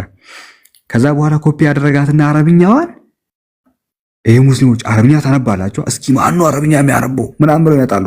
እስቲ አረብኛ ይሄን እንደዛ ነው ያደረገው። የአላህ መልእክተኛ አላህ ሰይጣን ነው ምናምን ብሎ ጻፈ። ኦኬ ራሱ በጎግል ላይ ገብቶ ጻፈ፣ ወደ እንግሊዘኛ ቀየረው፣ ኡምደቱል አህካም ብሎ መጣ። ከዛ ጠራሁት። ኡምደቱል አህካም ኪታብ ሲጀመር ቮሊዩም 3 ያለው አንድ መጽሐፍ ነው። 460ኛው ሐዲስ ተናዳችሁ አትፍረዱ ነው የሚለው።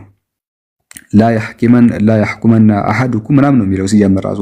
ከእናንተ መካከል እየተናደዳችሁ ሰዎችን አትፍረዱ፣ ስትናደዱ ትክክለኛ ፍርድ አይደለም የምትሰጡት ይላል ሐዲሱ። ከፍተን ስናሳየው ድራሹን የጠፋው ይቺ የ2020 ሙድ ነበረች። የዛሬ 5 ዓመታት የዛሬ 6 ዓመታት ሙዳቸው ነበረች።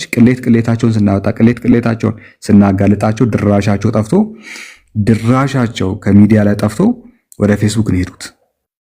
እንደዚህ ስናጋልጣቸው በነገራችን ላይ እቺ አሁን እንደዚህ በጎግል የጻፏት ሐዲስ እቺ አሁን ጎግል በአማርኛ አስገብቶ በአረብኛ ያመጣችላቸው ሐዲስ አላህ ምስክሬ ከመጽሐፍ ቅዱስ ትበልጣለች።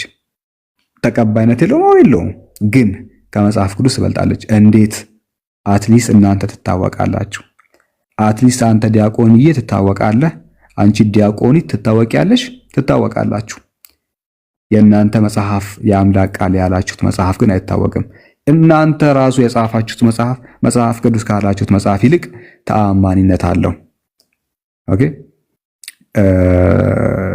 ስለዚህ ይሄን ይመስላል የዛሬው ፕሮግራማችን። ዳይፍ ሐዲስ ወይስ መጽሐፍ ቅዱስ የሚለው ጀስሚን የምትሉ ነገር አለ? እዚህ ላይ አንድ ነገር ልጨምር። አንተ ተናገርከው ላይ አሁን እነሱ እስልምናው ላይ ነው አይደለ የተመቻቸውን ነገር አምጥተው የጻፉት። እኔ በበኩሌ በእነሱ አልፈርድባቸውም። ማለት ትክክለኛ ነገር ነው ያደረጉት። ምክንያቱም ኢቨን የባይብል ጸሐፊዎች ለነሱ በሚመቻቸው መልኩ ለምሳሌ ህግን ሲያወጡ ለነሱ በሚመቻቸው መልኩ ህግን ያወጣሉ። ናት ይሄ ፈጣሪ እንዳዘዘው አይደለም፣ ወይም ደግሞ ኢየሱስ ክርስቶስ እንዳዘዛቸው እንዳስተማራቸው ሳይሆን ህግን የሚያወጡት ለነሱ በተመቻቸው።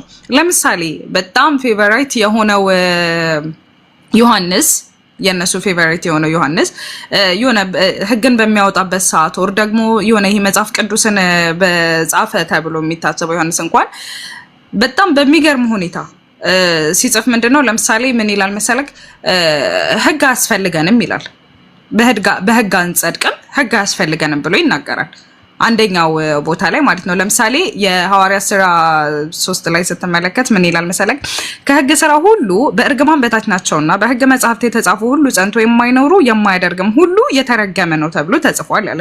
እዚህ ጋር ምን እያለ ነው? በቃ በህግ ስራ መኖር አለብን፣ ህግ ያስፈልገናል ምናምን ብሎ እዚህ ጋር ድራማ ሰራና ከዛ ኔክስት ደግሞ ሲያስበው መሰለኝ በህግ መኖሩ አልተመቸውም። አይ ይሄ ነገርማ በቃ ሊይዘኝ ይችላል ምናምን አለና he changed his mind ሐሳቡን ምን ብሎ ቀየረ? ነገር ግን አለ በኢየሱስ ክርስቶስ በማመን እንዲጸድቅ እንጂ በህግ ስራ እንዳልሆነ እወቅ። ስጋን የለበሰ ሁሉ በህግ ስራ ስለማይጸድቅ እኛ ራሳችንን በህግ ስራ ሳይሆን በክርስቶስ እምነት እንድንጸድቅ በክርስቶስ አምነናል። በቃ he will change his mind የፈጠነው ማለት ነው። መጀመሪያ አይ በቃ ህግ መኖር አለበት ምናምን አለና ከዛ ድራማውን ሰራ። ልክ ያ ድራማ ደግሞ ሳይመቸው ሲቀር በቃ በክርስቶስ ማመናችን በቂ ነው ብሎ አለ ማለት ነው። so they are dramatic people። በቃ ይሄ it's not a big deal አይደለም። አሁን እነዚህ ከዮሐንስ ከማርቆስ ምናምን ከጸሐፊዎች የተማሩትን ትምህርት ነው እዚህ ጋር ፕሩቭ እያደረጉልን ያሉት። በቃ ሾው እያደረጉልን ያሉት ባይብላችንም እንደዚህ ነው። ሾው አፕ ነው፣ ሾው ነው እየሰራ ያለው። እዛ ጋር የሚመቸውን አውጥቶ የማይመቸውን ነው የሚያስገባው። እኛም የምንሰራው ይሄንን ነውና ቲኬት ኢዚ እያሉን ነው። ኤሪዝ ወር ኤሪዝ እኛ ማለት ይሄንን ነው መጨመር ፈልጌ የነበረው ስትናገር። ኦኬ ጥሩ ፖይንት ነው የጨመርሽልን ጃስሚን፣ ጀዛኪላሁ ኸይራ። ፋጢማ እንግዲህ ፋጢማ ዛሬ አርፍዳን ያመጣችው በቀጣይ ፕሮግራም ብዙ ነገር የምታቀርብልን ይሆናል እሷ ኢንሻአላህ። ዛሬ እንኳን እረፍት ታድርግ እና ጋይስ እንግዲህ ዛሬ ይዘንላችሁ የመጣ ነው ፕሮግራም ይህን ይመስል ነበረ። ዳኢፍ ሐዲስ ቨርሰስ ባይብል ኦብቪየስ ነው። ዳኢፍ ሐዲስ የተሻለ ተአማኒነት አለው። ዳኢፍ ሐዲስ ዊን አሸንፏል ዳኢፍ ሐዲስ እና ከፈለጋችሁ ዲቤት ግቡ በዚህ ዙሪያ ደህና ሰዎች ካላችሁ። ይሄ ፕሮግራም ነው አይደል? በዲቤት ደረጃ በዲቤት ደረጃ የቱ ይሻላል፣ ዳይፉ ይሻላል፣ መጽሐፍ ቅዱሳችሁ ይሻላል በሚለው ይሄ እንትን ነው ፕሮግራም ነው። በዲቤት ደረጃ ከፈለጋችሁ ዳይሬክት ፎርማል ዲቤት ከፈለጋችሁ በዚህ ዙሪያ እንገባለን። እኛ ዳይፍ ሐዲስን ይዤ መጥቼ እናንተ መጽሐፍ ቅዱሳችሁን ይዛችሁ መጣችሁ ይሄው ከኔ ጋር ዲቤት መግባት ትችላላችሁ። ከኔ ከሳላ ጋር እኔ ዳይፍ ሐዲስ ይዤ እመጣለሁ። መጽሐፌ ነው አይደል? እስቲ ዳይፍ ባልቀበለው የኔ መጽሐፍ ውስጥ ነው ያለው። እናንተ ዳይፍ መጽሐፍ ቅዱሳችሁን የአምላክ ቃላችሁን ይዛችሁ መጣችሁ። ዳና ሰው ካለ ይሄው ፎርማል ዲቤት ትክክለኛ ፎርማል ይሄ ገስት ምናምን አይደለም። ቤት ከፍተን ሁለታችንም እኔም ቤት ከፍቼ እናንተም ቤት ከፍታችሁ ዳና ሰው ካለ እነሱም ዳና ዲያቆን ምናምን ካለ ይሄው ዳይፍ ሐዲስ ይሻላል ብዬ እመጣለሁ። መጽሐፍ ቅዱሳችሁን ይዛችሁኑና ዲቤት እናርግና ህዝቡ ቁርአን ጭራሽ በቁርአን አልመጣም፣ ምክንያቱም ስለማይወዳደር በዳይፍ ሐዲስ እንኳን እኔ ዲቤት ገባለሁ። እናንተ መጽሐፍ ቅዱሳችሁን ይዛችሁ መጣችሁ። አላህ ምስክሬ ዳይፍ ሐዲስ ይዤ ዳይፍ ሐዲስ መጽሐፍ ቅዱሳችሁን እንደሚበልጥ በዲቤት አሳያችኋለሁ። ዲቤት ላይ እና ተቀበሉ እስኪ። ዳይፍ ሐዲስ ይሻላል መጽሐፍ ቅዱስ ይሻላል? እኔ ዳይፉ ይሻላል ብያለሁ። ሰሂህ አልልም። ሰሂህ አይወዳደርማ ከመጽሐፍ ቅዱስ ጋር። ሰሂህ ምን አይባልም፣ ዳይፍ ነው። በዳይፍ ሐዲስ ዊንስ ዲስትሮይ ዩር ባይብል። ዳይፍ ሐዲስ ዲስትሮይ ነው የሚያደርጋችሁ የእናንተ መጽሐፍ ቅዱስ። ከፈለጋችሁ አለ ለማለት ያህል ነው። እና እሺ ማና አይ ቲንክ ጥያቄ አላት መሰለኝ በዚሁ እንትን ላይ እሷን ጥያቄ ብቻ እንቀበልና እንዝጋው። በዚህ አጋጣሚ ግን አንድ ማስተላለፍ የምፈልገው ነገር አለ ሳላ ከፈቀድክልኝ። ኦኬ ይቻላል። እሺ ይህ በኢርሻድ አዋርድ የተዘጋጀላችሁ ፕሮግራም ነውና ኢንሻአላህ ከኛ ጋር በጣም ብዙ ፕሮግራሞችን የምናይ ይሆናል። አዳዲስ ገና ያልተነገሩ ያልተወራላቸው ብዙ ፕሮግራሞችን ኢንሻአላህ እናቀርባለን። በብዙ ፕሮግራሞች በብዙ ርዕሶች በአዲስ ነጥቦች ኢንሻአላህ እንገናኛለን። ኡስታዝ ሳላህ የቴሌግራም ቻናል አለው። የቴሌግራሙን ቻናል ተቀላቀሉት። በጣም ብዙ ትጠቀማላችሁ። ብዙ ትምህርቶች ይለቀቃሉ። ብዙ ጽሁፎች አሉ። ብዙ ነገሮችን ታገኙበታላችሁ። እንዲሁም ደግሞ ፎሎ ያላደረጋችሁት ፎሎ አድርጉት፣ ትጠቀሙበታላችሁ። ጀዛኩሙላሁ ኸይራን። መክሊት እንኳን ደህና መጣሽ። ጥያቄ ካለሽ ጠይቂ። አፏን አንዴ ከመቀጠልሽ በፊት በነካጅሽ ዛሬ 3 ሰው ቪዲዮ ፖስቷል ከኢርሻዶች። እኔ ሞዳና ፋሩቅ ያው እየገባችሁ የሚደረገውን አድርጎ እሺ። ያጀማ የእናንተ መገዛ አስፈላጊም ስለሆነ ጭምር ማለት ነው። ይህንን ለማከል ያህል ነው። መክሊት ካለሽ ቀጥይ።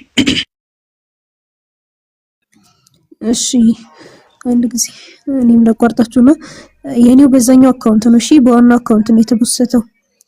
ከዚህ እንደወጣችሁ ኢንሻአላህ የሶስታችንንም ሄዳችሁ ሼር አድርጉ ምናምን ኢንሻአላህ። እሺ ቀጥሉ በቃ።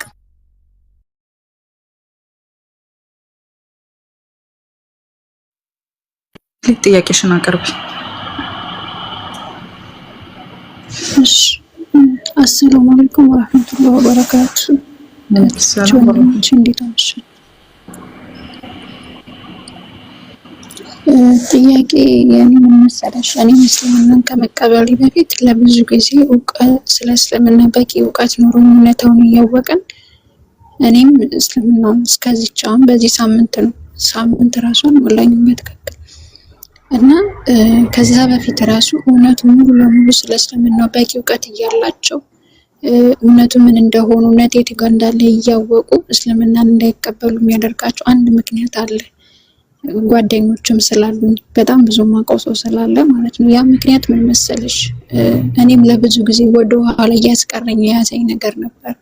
እሱ ምንድነው ፈጣሪ አንድ ፈጣሪ ከሆነ፣ ሃይማኖት አንድ ሃይማኖት ከሆነ፣ በአላህ ዘንድ የተወደደው ሃይማኖት እስልምና ከሆነ፣ ፈጣሪ ደግሞ አንድ አላህ ብቻ ከሆነ፣ በሌላ እምነት ላይ ስትኖሪ ጸሎት ስናደርግ ከልጅነታችን ጀምሮ በትምህርት የሆነ ነገር ሲገጥመን ወይም ፋሚሊ የሆነ ነገር ሲገጥመው ጸሎት ስናደርግ ያ ጸሎታችን ሲመለስ ፈጣሪ አንድ ፈጣሪ ከሆነ እንዴት ነው ጸሎታችንን ሌላ ያመንባቸው ነገሮች የሚመልሱልን እንላለን። ከዛ ልክ ስለ እስልምናው ስታቂ መጠየቅ ስትጀምሪ ጥያቄዎች ሲመለስልሽ ምናምን ደግሞ ሸሃዳ ለመያዝ በጣም ወደኋላ የሚጎትትሽ ነገር አለ። እሱ ምንድነው ያን ሁሉ ነገር ጸሎቴን ሲመልሱልኝ የነበሩትን ፈጣሪ ነው የተቀበልኩትን ነገር እንዴት እክዳለሁ የሚል ነውና እዚህ ነገር ላይ ትንሽ ክሊር ብታረጉልኝ። እኔ ሁሌ አይምሮዬ ስለሚጠይቀኝ ነው። ጓደኞቼን ስጠይቃቸው ለምንድን ነው ግን ስለ እስልምና በቂ እውቀት እያላችሁ ከኔ በላይ እውቀት እያላችሁ እስልምናን የማትቀበሉ? እንዴት ማርያምን ክጄ እንዴት ኢየሱስን እንዴት ክጄ የሚሉ ልጆች አሉና እንዴት ነው ይሄ ነገር የሚሆነው? እኔ ምንም ስለማይገባኝ ነው። እምነት አንድ ከሆነ ፈጣሪ አንድ ከሆነ እነዛን ነገሮች ስንለምናቸው ጸሎት ስናረግላቸው እንዴት ነው ጸሎታችን ምላሽ የሚያገኘው? ይቅርታ ካስተማራችሁት ጋር ላይገናኝ ይችላል፣ ግን የብዙዎቻችን ጥያቄ ስለሆነና ፈተና ስለሆነብን ትንሽ ኡስታዝ ሰላም ስላልክ በቃ እዚህ ነገር ላይ ትንሽ እውቀት ያላችሁ ሰዎች ትንሽ ማብራሪያ ብትሰጡበት እዚህ ጋር። ይቅርታ ግን ሰዓታችሁንም ስለምሻሙት። እሺ ጥያቄው ምንድነው? በሌሎች እምነቶች ውስጥ ያሉ ሰዎች ጸሎት በሚያደርጉበት ከእሱ ጋር አይገናኝም። ይቅርታ ታች ያላችሁ ሰዎች አውት ኦፍ ቶፒክ ቢሆንም የተወሰነ ነገር ያለው ከእሱ ጋር አይገናኝም። ግን በዛ አጋጣሚ በሌላ እምነት ውስጥ ያሉ ሰዎች ጸሎት በሚያደርጉበት ጊዜ አንዳንዴ ተቀባይነት ያገኛል እና የምር ልክ ካልሆነ ነገሩ እንዴት ነው ጸሎታቸው አንዳንድ ጊዜ ተቀባይነትን የሚያገኘው? ተቀባይነት ማግኘቱ እንደውም ነገሩ እውነት መሆኑን ያመላክታል የሚል ነው። በመጀመሪያ ደረጃ ከአላህ በስተቀር ያሉ ነገራት በፍጹም ከራሳቸው ምንም ነገር ማድረግም አይችሉም። ቁርአን ሲናገር እነዛ ከአላህ ውጪ የምታመልኳቸው የምትገዟቸው አካላት ይላል። አይደለም አንዱ ብቻውን ሊያደርግላችሁ ቀርቶ ቢሰበሰቡ እንኳን አንድ ላይ ቢሆኑ እንኳን ምንም ነገር ማድረግ አይችሉም ይላል። አንድ ላይ አጠቃላይ ከአላህ ውጪ የሚመለከው ነገር አንድ አይደለም። አጠቃላይ በአንድ ቦታ ሆኖ ቢሰበሰቡ ምንም ነገር እናንተን ሊያደርጉ አይችሉም። ምንም ነገር እናንተን ሊጠቅሙም ሊጎዷችሁም አይችሉም ይላል። ስለዚህ ከአላህ ውጪ የሚመለኩ እነዚህ ነገራቶች ምንም ሊጠቅሙንም ሊጎዱንም አይችሉም። ለምሳሌ ማርያምን ብንወስድ ደግሞ ብዙዎቹ እንደ አምላክ ያመልኳታል፣ ይገዟታል፣ ብዙ ነገር ያደርጉላታል ኢንዳይሬክትሊ። አሁን አንድ ኦርቶዶክስ ብትጠይቂ ማርያምን ታመልካታለህ ወይ ምናምን ብትይ በጭራሽ ነው የሚልሽ። ኢንዳይሬክትሊ ግን አምልኮ ያቀርብላታል። እርጂን ትባላለች፣ ማርያም ቅደሚው ምናምን ቅደሚን አይነት ነገር ይላሉ ማርያም የምርም እንደዛ ማድረግ ትችላለች ወይ ሲባል ጭራሽ አችልም። ጭራሽ ሌላውን የመታደግ ሌላውን የማዳን ስልጣኑም ኃይሉም የላትም። ምክንያቱም አይደለም እኛን ልታድን ይቅርና ራሷም እንኳን በጭንቀት ብዙ ነገራቶችን ስትሆን እንደነበር መጽሐፍ ቅዱስ ይናገራል። ለምሳሌ ኢየሱስ በልጅነቱ ገና በ10 ምናምን እድሜ እያለ አንድ ቀን ይጠፋል። ከቤት ወጥቶ ጠፋ። ኢየሱስ የክርስቲያኖች አምላክ ከቤት ወጥቶ ሲጠፋ ማርያም ምንድን ነው ያለችው? ከሁለት ቀን ምናምን ከ3 ቀን በኋላ ተገኘ። ኢየሱስ የሆነ ቦታ ተቀምጦ ተገኘ። ምን ነበር ያለችው እንዳገኘችው? ልጄ ሆይ ወዴት ጠፋ? እኔና አባትህ ተጨንቀን ስንፈልግ ነበር አለች። ተጨንቀን በጭንቀት ሆነን ስንፈልግ የት ነበር የጠፋው አለችው። ተጨንቀን ለራሷም ስትጨናነቅ ነበረ። አይተሻል? ለራሱ የሚጨነቅ አካል እንዴት ነው ሌላውን ከጭንቅ ሊገላግል የሚችለው? ለራሱ እርዳታ የሚፈልግ አካል እንዴት ነው ሌላውን ሊረዳ የሚችለው? በፍጹም ሊረዳ አይችልም። አይተሻል? ስለዚህ ከአላህ ውጪ ሰዎች የሚገዟቸው የሚያመልኳቸው ነገራቶች ብቻቸውን ሆኖ እኮ አይደለም፣ ለብቻው አይደለም ሊያድን ተሰብስቦ በአንድ ላይ ቢመጣ እንኳን ማንንም ሊያድን ሊያስጥል አይችልም። ታዲያስ አንዳንድ ጊዜ በሌላ ቤተ እምነት ውስጥ የሚቀመጡ ሰዎች የሆነ ነገር ብለው ሊሳካላቸው ይችላል እና ይሄ ነገር እንዴት ነው የሚሆነው የሚል ጥያቄ ነው እንግዲህ የተናገርሽው። በመጀመሪያ የጸሎትን ጉዳይ ከተነሳ ጌታ አምላካችን ኢቭን ነን ሙስሊም የሆኑ አካላት እንኳን የምርም በትክክለኛ ጭንቀት ውስጥ ሆነው በንጹህ ልቦና ሆነው ፈጣሪን የሚለምኑ ከሆነ አላህ Subhanahu Wa Ta'ala ኢቭን ነን ሙስሊም የሆኑ አካላትን እንኳን ሊረዳቸው ይችላል። ኢቭን ነን ሙስሊም እንኳን የሆኑ አካላትን ሊያግዛቸው ይችላል። ኦኬ የምርም ተጨንቀው ለምሳሌ አንዱ ታሞ የምርም በቃ በንጹህ ልቦናው እንትን እያለ ከሆነ እሱን ሊረዳው ሊያግዛው ይችላል። ኢቭን ነን ሙስሊም የሆነውን አካል ማለት ነው።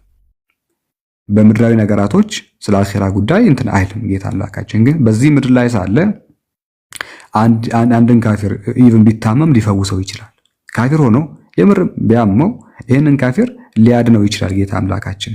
ያን የሚያደርገው አላህ ነው እንጂ እሱ የጠራቸው 44 ታቦቶች አይደሉም። የሆነ ተጨንቆ ከጭንቀት ጌታ አምላኩ አንዳንድ ጊዜ እኮ ኢቭን ኤቲስት እንኳን ሆኖ የሆነ በቃ በጣም አደጋ ውስጥ ሲገባ የሆነ ፈጣሪውን የሆነ አካል እንዲያድነው ይፈልጋል። እንደውም ኡስታዝ ያሲን የሚጠቀመው ምሳሌ ነበር። ምሳሌ መራው ኦብቪየስሊ እውነት ነውና የሆነ ጊዜ አንድ ፓራሹት አለ። የሆነ ኤቲስት ነው አምላክ የለም ብሎ የሚያምን ፓራሹት ከሰማይ ላይ ወደ መሬት የሚጣሉት ከዛ በኋላ መሀል ላይ ከፍቱትና ወደ ላይ ይንጠለጠላሉ፣ ቀስ ብሎ ይወርዳሉ። ያ ነው ፓራሹት የሚባለው። እና ኤቲስቱ አምላክ የለም ብሎ የሚያምን ሰውዬ ከላይ አይሮፕላን ነገር ላይ ይወጣል፣ ፓራሹት ይዞ ወደ ታች ይዘላል። አምላክ የለም ብሎ ሲያምን የነበረው ወደ መሬት ሲደርስ አልከፈታለው፣ ፓራሹቱ አልከፍታለው። ከዛ ኦ ማይ ጋድ አለ ይላል። ወይኔ ፈጣሪ ሆይ ብሎ ተናገረ ይላል። በዛች ሞመንት ላይ እንዲያድነው የሚፈልገው አካል አለ። ዳስ ጋድ ያ ነው ፈጣሪ የሚባለው። አምላክ የለም ብሎ እያመነ እንኳን የአደጋ ጊዜ መውጫ ከዚያች ቦታ እንዲያተርፈው የፈለገው ፈጣሪ ሆይ እርዳኝ ይላል። በዛ ቦታ ጌታ ሆይ ኦ ማይ ጋድ ይላል። በቃ የሆነ አካል ግን እንዲያድነው ይፈልጋል። አምላክ የለም ካለ በኋላ እኮ ነው በዚያች ሰዓት ከሰማይ የተወረወረ መሬት ሊደርስ አካባቢ ፓራሹቱ እምቢ ብሎት በቃ የሆነ አካል ተአምር ተፈጥሮ ከዚያች ቦታ ቢያድነው ብሎ ይመኛል። ያ ነው ፈጣሪ። ጌታ አምላካችን በዚያ ሁኔታ ላይ እንኳን አምላክ የለም እያለ እንኳን ሊያድነው ይችላል። ከዛ ከሞት ሊያተርፈው ይችላል። ስለዚህ ኢቭን አይደለም አምላክ አለ ብሎ ያመኑ ክርስቲያኖች አይደለም አምላክ የለም ያለውን እንኳን በዚህ ሁኔታ ላይ ጌታ አምላካችን ይረዳዋል። ስለዚህ አምላክ የለም ማለቱ አይደለም። እንዲህ ያሉ በእነዚህ ሁኔታዎች እንኳን ነን ሙስሊሞች በሚታመሙበት ጊዜ ከህመማቸው የሚፈውሳቸው አላህ ነው። እሱ የጠራው ተክልዬ አይደለም። ተክልዬ ሞቶ በስብሰዋል።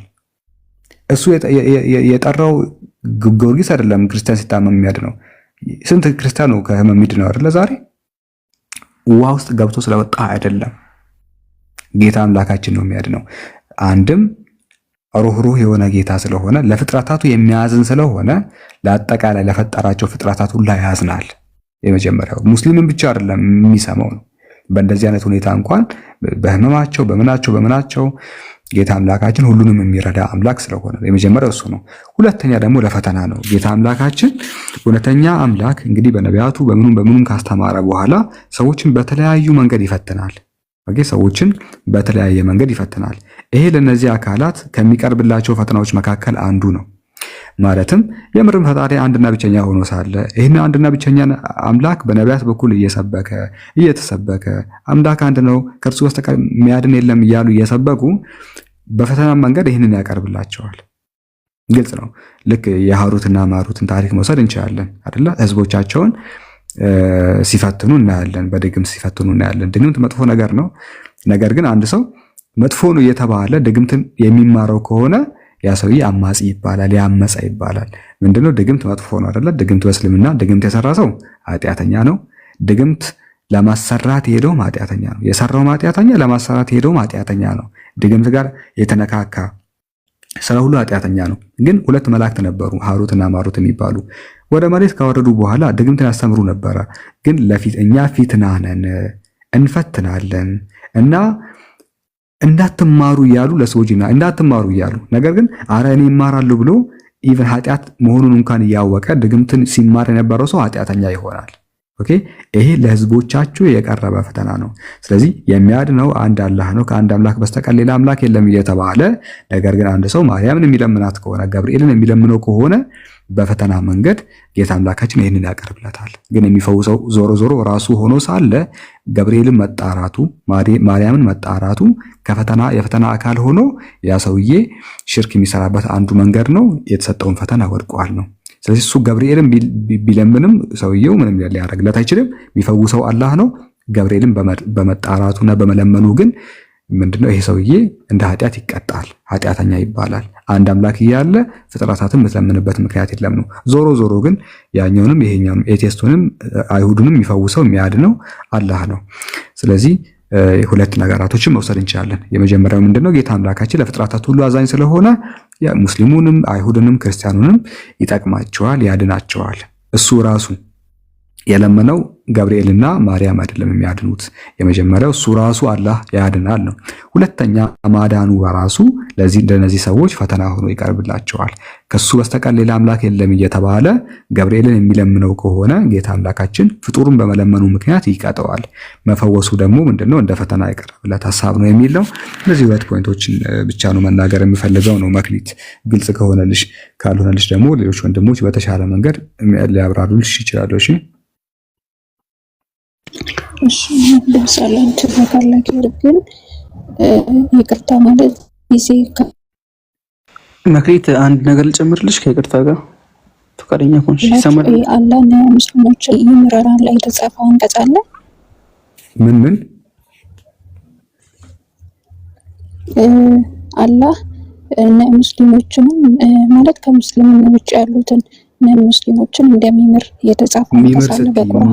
ሚምር ስትይ በምህረት ደረጃ ነው ያኔ ነው ምህረት ይሄ ሽርክናቸው ማማር ሳይሆን ጸሎታቸው እንደሚቀበላቸው ጸሎት ሳይሆን ጌታ አምላካችን ለፍጥረታቱ ተመሳሳይ የሆነ ኒዕማን ይሰጣል። አዛኝነቱ ፍጥረቱን ሁሉ ያማል። አዛኝነቱ ሁሉንም ያማል። እሱ ሁሉንም ያማከለ ነው። እሱን የምናውቀው ሩቅ ቦታ መሄድ አይጠበቅብንም። አዛኝነቱ ሲባል ከምህረት አንጻር አይደለም ወይ አላህ ሙሽሪክን አይምርም፣ ግን አዛኝነቱ ሁሉንም ያጠቃልላል። ለምሳሌ ልስጥሽ፣ ጌታ አምላካችን ሰዎች በምንድነው በተለያየ ችግር ሲሟቀቁ በተለያየ ነገር ሲቸገሩ ጸጋውን ወደ ምድር ያወርዳል። ለምሳሌ ድርቅን እንውሰድ፣ ለምሳሌ ረሃብን እንውሰድ። ሲከሰት ሙስሊም ክርስቲያን አይልም፣ ሁሉንም ያጠቃልላል አይደለ? ሰዎች እኮ ዝናብ ጠፍቶ እድሜ ልክ በጣም ለረጅም ዘመናት ሲሰቃዩ እዚህ ቦረና መጥቀስ እንችላለን። ሙስሊም ክርስቲያን አይልም እንዲህ ያለ ችግሮች ሲመጡ። ታዲያ ጌታ አምላካችን ጸጋውን በሚያወርድበት ጊዜ ዝናብን ሲሰጠን የሆነች የሙስሊም ማሳ ላይ ነበር ሲያዘንብ የነበረው ወይስ ለሁለቱም ነበር ሲሰጥ የነበረው? ማለት እንዲህ ያለ ድርቅ ታላቅ ድርቅ መጥቶ በዝናብ ሲባርከን ለሙስሊም ለይቶ አይደለም ሲያዘንብ የነበረው። እሱን ሲያምጽ የነበረው ገብርኤልን ለሚያመልከውም ማርያምን ለሚያመልከውም ለኤቴስቱም አምላክ ላለውም ላሌለውም ለሁለቱም እኩል ነበር ሲያዘንብ የነበረው። ዝናብ የጌታ አምላካችን ጸጋ ነው አይደለ? ግልጽ ነው። እሱ ነው ዝናብን የሚያመጣላችሁ ነው ያለው። ዝናብን ማወርድላችሁ እኔ ነኝ አለ። ግን መርጦ አልነበረም ሲያወርድ የነበረው፣ ለሙሽሪኩም እኩል ነበር ምሕረት ሲሰጥ የነበረው። ስለዚህ እንዲህ ያሉ ጸጋዎችን በሚሰጥበት ጊዜ ከራሱ የሆነ ጸጋ ጤና ጸጋ ነው። ጸጋዎችን ሲሰጠን ሙስሊም ክርስቲያን ብሎ ለይቶ አይደለም የሚሰጠን ነው። ጀስት ሎጂካል ሆነን እንኳን የምንረዳው ነገር ነው። መክሊት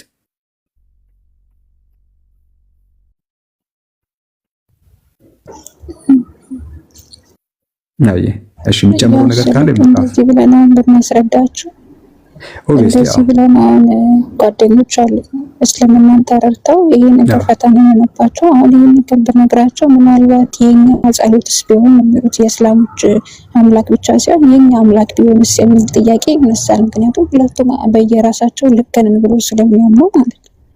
እና የሆነ ቁርአን ላይ እንትን ቢኖር ማስረጃ ቢኖር ደስ ይለኛል። ለምሳሌ አሁን እዚህ የቁርአን አንቀጽ ላይ አላህ አማኞቹንም አማኝ ለሆኑትም ላልሆኑትም እዝነቱ እኩል እንደሆነ ይቅር ባይነት ምህረት ምናምን ሳይሆን እዝነቱ እኩል እንደሆነ በቁርአን ላይ የሚያሳይ ነገር አለ ወይ? ይቅርታ ግን እየተሻማኩ ስለሆነ ኦኬ፣ ችግር አንቀጽ ነው የፈለግሽው? ጀስት ሎጂካል የሆነው እንትን እሺ፣ አንቀጹን ፈልጋለሁ፣ ምንም ችግር የለውም። ለፍጥረታቱ ኦኬ አለ። ቆይ ለፍጥረታቱ ተመሳሳይ የሆነ ጸጋ እንደሚሰጥ የሚያሳይ የቁርአን አንቀጽ አለ። ግን አንድ ይሄ ዱንያዊ በሆነ አውድ ውስጥ ስንረዳው ነው። እስቲ ፈልግልሻለሁ። እስከዚያ ኢብኑ ቃፍ የተወሰነ አንቀጾችን ጨምርላት፣ አንተን ሐሳብ ካለ ጨምርላትና አንቀጽ ፈልግላታለሁ። ኦኬ ሐዲስ አለ ኦብቪየስሊ፣ ግን ሐዲስ ነው ተቆናገውና ቁርአኑን አመጣዋለሁ። ሐዲስ አለ ግን ቆይ ኢብኑ ቃፍ እስቲ አንተ ቀጥልና እኔ ላምጣላት። መርሐባ ኡስታዝ ሳልህ በደንብ አብራርቷል እያንዳንዱን ነገር። ይሄ ዱንያዊ የሚባሉ ጸጋዎችን በሙሉ አላህ ሱብሓነሁ ወተዓላ ያለ አድላዊነት ለሁሉም ነው የሰጠውና አንድ ነብዩ መሐመድ ሰለላሁ ዐለይሂ ወሰለም የሚናገሩት ሐዲስ አለ።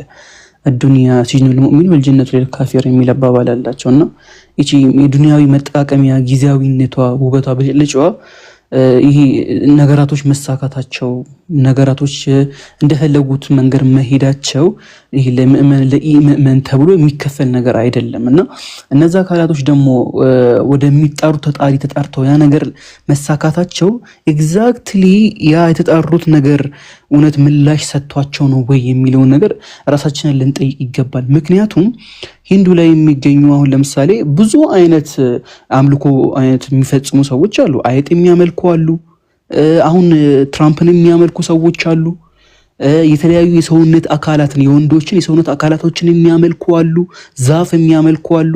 እነዛ ሁሉ ጸሎት በጸለየ ቁጥር ጸሎታቸው በተሳካላቸው ቁጥር እነዛ አካላቶች ናቸው ጸሎታቸውን የመለሰላቸው እውነት የደረሰላቸው ማለት እንችላለን? ነው አይደለም።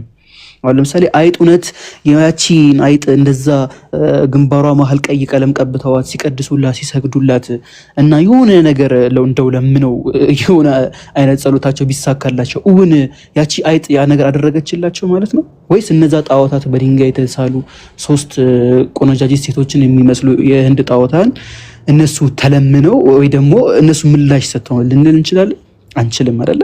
ልክ እንደዚሁ በየትኛው እምነት ክልል ውስጥ ያሉ ሰዎች ወደ ፈለጉት ነገር ወደ አድባሩም ወደ ምኑም ወደ ድንጋዩም ወደ ምኑም ቢጸልዩና ያ ነገር ቢሳካላቸው ያ ነገር ኤግዛክትሊ ያ ነገር አድርጎላቸዋል ወይ ልንል አንችልም። ምክንያቱም ምንም ፕሩፍ ስለሌለም ማለት ነው። አንደኛ ደረጃ ምንም ምላሽ መስጠት የሚችሉ ስላልሆኑ ማለት ነው።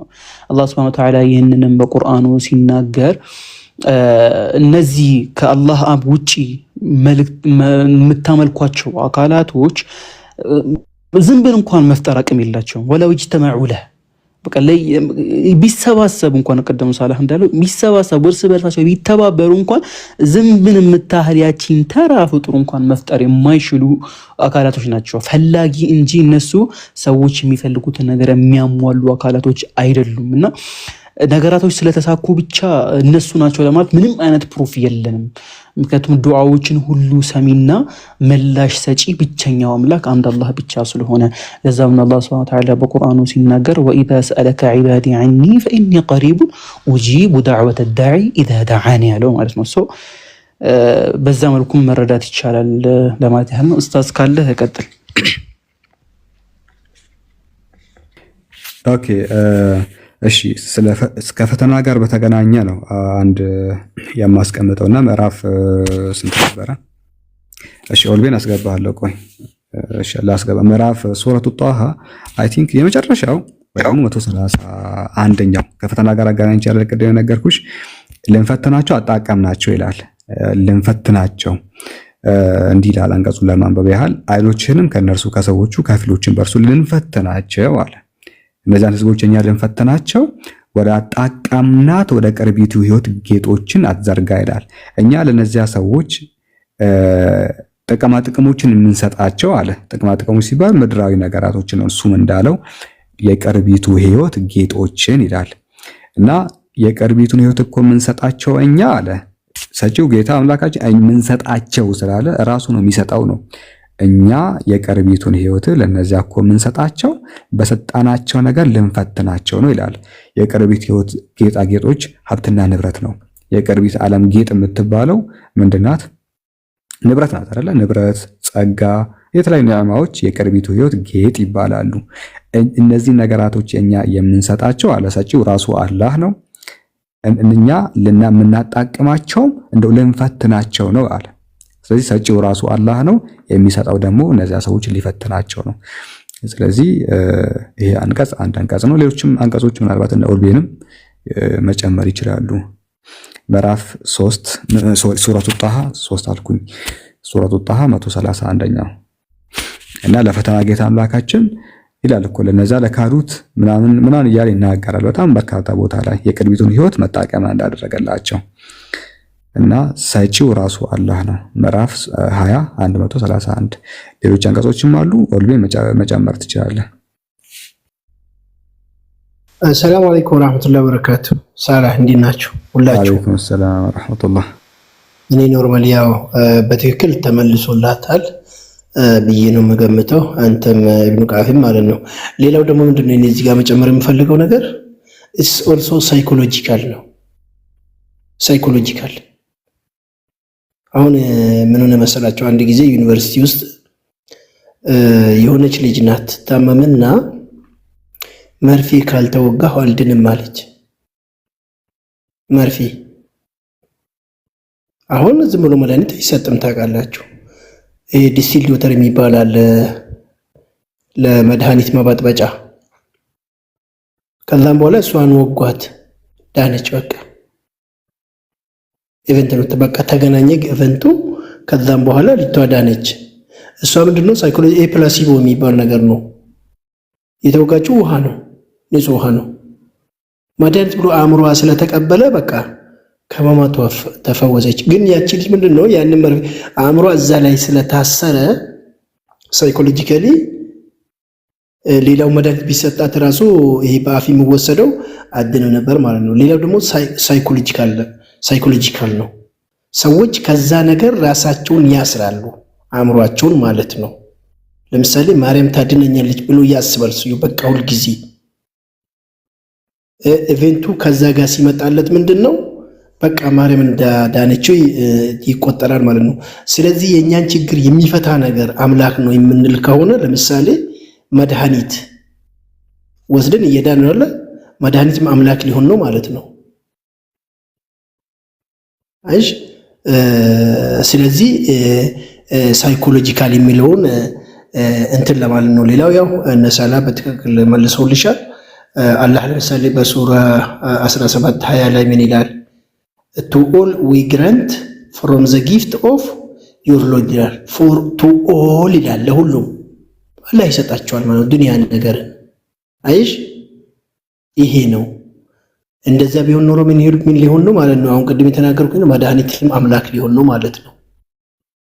አይሽ ስለዚህ ያ ትሩ ጋድን ምንድነው አትሪቢዩቱ ምንድነው ወደምለው ማምጣት ነው ማለት ነው። አይሽ መገለጫው ምንድነው? ስለዚህ በዛ ውስጥ አላህ ደግሞ መልስ ራሱ ይመልሳል ብሎ ነሳላና ወንድሜ ኢብኑ ቃፍ መልሶልሻል። እቺን ለመጨመር ፈልጌ ነው። መልስ የሚመልስልን ለችግራችን መልስ የሚመልስልን ሁሉ ማን ነው የሚመልስልን? እነ ኢከሌ ናቸው ከተባለ መድኃኒትም ስንወስድ መልስ ሰጥቶናል ማለት ችግራችን ፈቺ ሆኖ ስለተገኘ ምን መሆን አለበት ማለት ነው? አምላክ መሆን አለበት። በዛ መልክ እንድታይ ብዬ ነው። አውፍ ብሎ ደክሟቸዋል፣ ሰዓቱ ሄደዋል። ያው አጋጣሚ ስለገባ እሺ አንድ አንቀጽ ብቻ ከታች ልጁ አንድ ወንድም ወይ አንድ እህት ይሄን አንቀጽ ብጠቅስላት የሚል ነገር አለችኝና ለኢብራሂም የተናገረውን ሱረቱል በቀራ ምዕራፍ 2 ቁጥር 126 ላይ የአብርሃም አባት ጣዖት አምላኪ ነው። ያው ሁላችሁም ታውቁታላችሁ አይደለ? መክሊት የአብርሃም አባት ጣዖት አምላኪ ብቻ ሳይሆን ጣዖት ሰሪም ጭምር ነው። ይቀርጻል፣ ጣዖት ይሰራል። ነን ሙስሊም ነው ባጭሩ። እንዲህ አለ አብርሃም ኢብራሂም ባለ ጊዜ አስታውስ ጌታዬ ሆይ ይህንን ጸጥተኛ አገር 126 ሱረቱል በቀራ 126 ላይ ወይስ ቃለ ኢብራሂም ረቢ ጀዐል ሀዛ በለደን አሚናን የሚለው አንቀጽ ነው።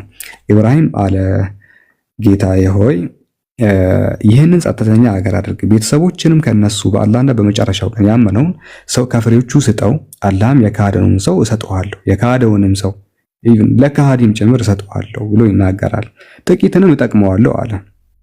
አንደኛ ቤተሰቦችን ከነሱ በአላህና በመጨረሻው ቀን ያመነውን ሰው ከፍሬዎቹ ስጠው አለ። አላህም የካደውንም ሰው እሰጠዋለሁ፣ የካደውንም ሰው ጥቂትንም እጠቅመዋለሁ፣ ከዚያም ወደ እሳት ቅጣት አስጠጋዋለሁ አለ። አላህም የካደውንም ሰው እሰጠዋለሁ፣ የካደውንም እሰጣለሁ፣ ጥቂትንም እጠቅመዋለሁ አለ።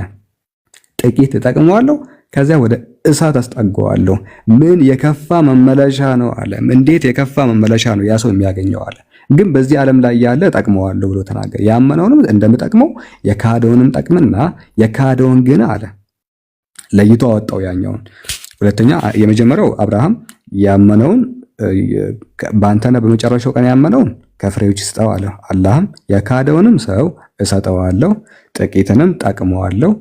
ጥቂትን ጠቅመዋለሁ ካለ በኋላ ከዚያ ወደ እሳት ነው ማስጠጋው እሱን አለው። ያ እኔን የካደውን ግን እዚህ ጠቅመውና እዚህ ምድር ላይ ያለ የጠቀምኩት ሲሞት ግን ዳይሬክትሊ ወደ እሳት ነው ምጥለው አለ። እሱኛው ነው ማንም ያ አውጥቶ ያ የካደውን ጠቅሜው በሚቀጥለው ግን እሱን ቀጠዋለሁ አለ።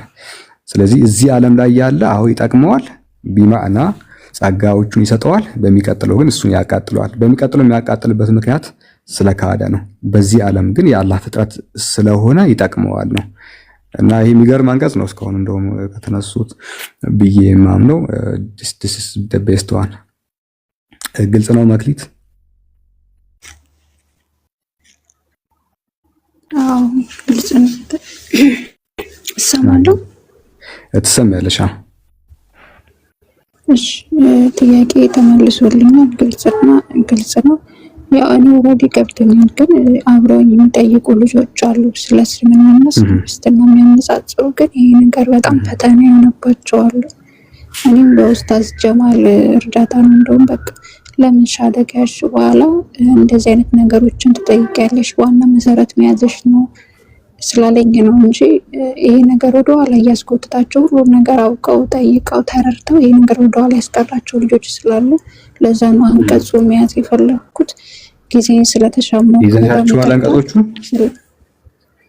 ስክሪንሻት እያረኩ እያስኳቸው ነበርና ያሁን የመጨረሻውን ሞር ጠንካራ አሪ ግልጹና እንትን የሚለው የመጨረሻውን ነው 226 ነው ያዢና ጀስት እሱ ቀላል ነው። 226 ሱረቱል በቀራ 126ኛው ሱረቱል በቀራ 200 ኮሜንት ላይ ጻፉ 126 እና ኢንሻአላህ እናንተ ጋም እንዲሁም ደግሞ ሌላ የንጽጽር ቤቶች ላይ እየመጡ ከስር ይቀመጣሉ። እንደዚህ ገስት ላይ ለመቀመጥ ምናምን ስላልተመቻቸው እየመጡ እንዲጠይቁ አደርጋቸዋለሁ። እናንተን እውቀቱ የሰጣችሁን አላህ እውቀቱን ይጨምርላችሁ። ለኛ እውቀትን ለምንፈልገው እውነትን ለምናሳደው ደግሞ እውቀቱን ይስጠን። ጀዛኩም አላህ ከይረክቶቼ ወንድሞች ሁላችሁንም አመሰግናለሁ። እሺ መልካም ምሽት ይሆንላችሁ። ባረከላሁ ፊኩም እስካሁን ከኛ ጋር ለነበራችሁ። የዛሬው ፕሮግራማችን ይህን ይመስል ነበረ። ጥሩ ፕሮግራም እንደነበረን ተስፋ አደርጋለሁ። ብዙ ነገር እንደተጠቀማችሁበት፣ ብዙ ነገር እንዳወቃችሁበት፣ ክርስቲያኖችም ሙስሊሞችም አሪፍ እንደተማራችሁ ያው ተስፋ እናደርጋለን። ኢንሻአላህ ዛሬ ያመለጣችሁ፣ የዛሬው ፕሮግራም ያመለጣችሁ፣ ምንም ያልነበራችሁ አዲስ ያመጣችሁ የነቢያት መንገድ የቴሌግራም ቻናል እና ኢርሻድ ዕቅበተ ኢስላም ማህበር የቴሌግራም ቻናል ላይ በሁለቱም በነቢያት መንገድም በኢርሻድ ጉሩ ትልቁ ቻናልም በሁለቱም ይቀመጥላችኋል። ሙሉ ሄዳችሁ እዛ ማዳመጥ ነው። አንድም በቪዲዮ ማየት ትችላላችሁ፣ አንድም ደግሞ በኦዲዮ ማዳመጥ ትችላላችሁ። ዳዒፍ ሐዲስ ወይንስ ባይብል በሚል ርዕስ እንግዲህ የነበረን ቆይታ ይህን ይመስላል። በቀጣይ ደግሞ ወንድም ሁሱ ቤት አሪፍ ፕሮግራም ይኖረናል። በአላህ ፍቃድ አሪፍ ፕሮግራም ይኖረናል እና ዱዓ አድርጉ። የዛሬ 8 ቀናት በኋላ ደግሞ በሌላ ነገር እንገናኛለን ኢንሻአላህ። መልካም ምሽት ይሁንላችሁ። ሰላም አለይኩም ወራህመቱላሂ ወበረካቱ። ወአለይኩም ሰላም ወራህመቱላሂ ወበረካቱ። አላህ ኢልሙን ይጨምርልህ ኡስታዝ ሳላ፣ ኢልሙም ገና ነው ማሻአላህ። አንዱ ክርስቲያኖችን መሀላቸው ሁሌ ገብቶ ወላሂ ሲበታተናቸው ነው ከሰውኝ ይስቃሉ። አንዳንድ ጊዜ ወላሂ በቃ ምንም ፍራቻ የለም ምን የለ በቃ ተርበትብቶ በቃ ወይ ያወርዱታል ወይ የሆነ ነገር ይሆናል መጨረሻ ላይ።